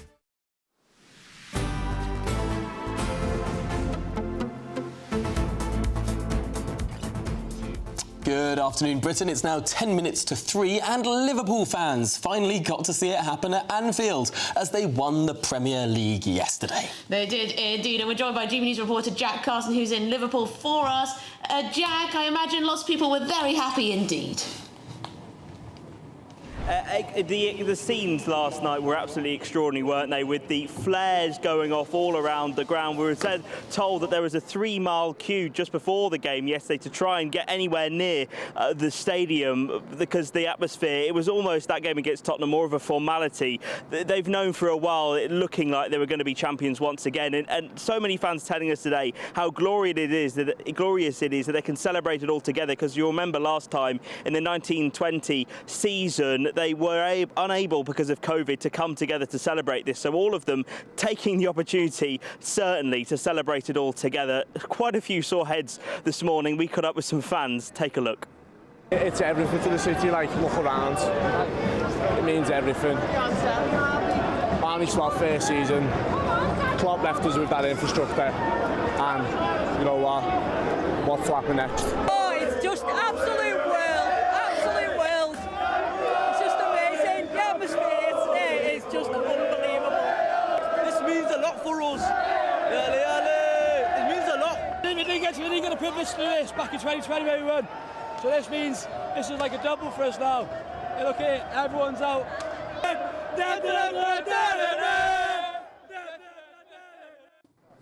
And those scenes, those celebrations carried on long into the night. We've had people here from Australia that have come to the stadium today, people from South, well, all over the world coming, and especially now that at the stadium they've changed the wall of champions that they've got listing all of their trophies and achievements. They've changed the number today from 19 league titles to 20, now level with Manchester United. Arguably now with the more European Cups and championships they've won, Liverpool really one of the most successful teams now in English footballing history. Arne Slot in his first season as manager, really surprising a lot of Liverpool fans that we've spoken to today. They maybe thought that top four was going to be a good season. None of them, I don't think, really envisaged they would be good enough to win the league, and not only win the league, but win the league around a month before the season actually ends. So absolute elation of all of the Liverpool fans here, and that party atmosphere is going to continue for days and weeks to come. And so, Jack Carson, thank you very much indeed for being there in Liverpool and speaking to so many fans for us. Good stuff. Absolutely. No, we love the constantly happening football, but much more to come. Obviously constantly viewed by yourself, yes. Absolutely. I was up all last night, whenever it was, just to watch the Titans of Liverpool take on the giants of whoever they were playing. I fell asleep after round 2 of the boxing the other day.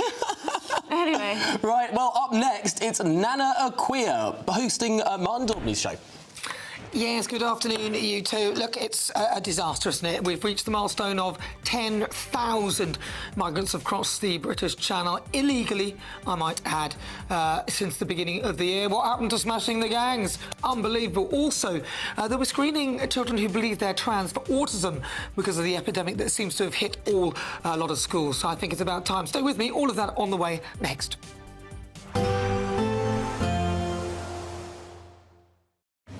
Even though we'll see a cloudy start, it'll be a bright outlook for the rest of the day. Boxed Solar, sponsors of weather on GB News.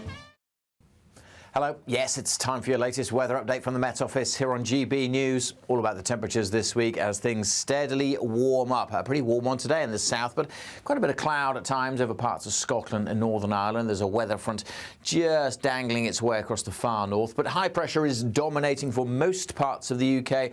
Light winds, plenty of sunshine across the south after starting off a little misty. As I said, there's some zones of cloudier weather across Northern Ireland, Scotland. That cloud thick enough for some rain and drizzle at times over parts of the Highlands, the Western Isles. That'll tend to fizzle out, though, I suspect, as we go through the rest of the day. Staying fairly cloudy over the Northern Isles too, but plenty of sunshine further south, and that's where we'll see the top temperatures in and around the capital. 23, maybe 24 degrees Celsius, and many places many degrees above the average for the end of April. There's that thicker cloud across the far north of Scotland, a little bit of light rain and drizzle here and there, but even that, as I say, fizzling out. Some sunny spells across parts of Aberdeenshire, down towards the borders. We'll see the temperatures in the high teens, but generally quite a bit of cloud across western Scotland, Northern Ireland. Any cloud further south, fairly patchy. There's been some sea fog across parts of the southwest. That'll tend to burn away over the next few hours. As we go through the night, we could see a little bit of mist and fog reforming here and there. Still some patchy rain and drizzle clearing away from Orkney, spreading up towards Shetland, but generally it's a dry night for the vast majority. Clear spells generally. Temperatures will dip down into single figures in rural spots, but many towns and cities staying in double digits. Another cracking spring sunny day for the vast majority on Tuesday. Probably a brighter day for Northern Ireland tomorrow and for much of Scotland. Still some thick cloud across Shetland, the odd little bit of drizzle here and there, but most places dry, fine, light winds and some pretty warm sunshine as those temperatures tick up widely over 20 degrees Celsius, getting warmer still through the week. Expect a warm front, moving from the kitchen right through to the rest of the house. Boxed Boilers, sponsors of weather on GB News. Courtesy of Marquis Leisure, you could be driving away with this brand new Elnag Baron 560 motorhome. It comfortably sleeps 4, comes with sky roof, integrated kitchen and bathroom, and is worth over £67,000. And that's not all, as we'll also give you a further £5,000 in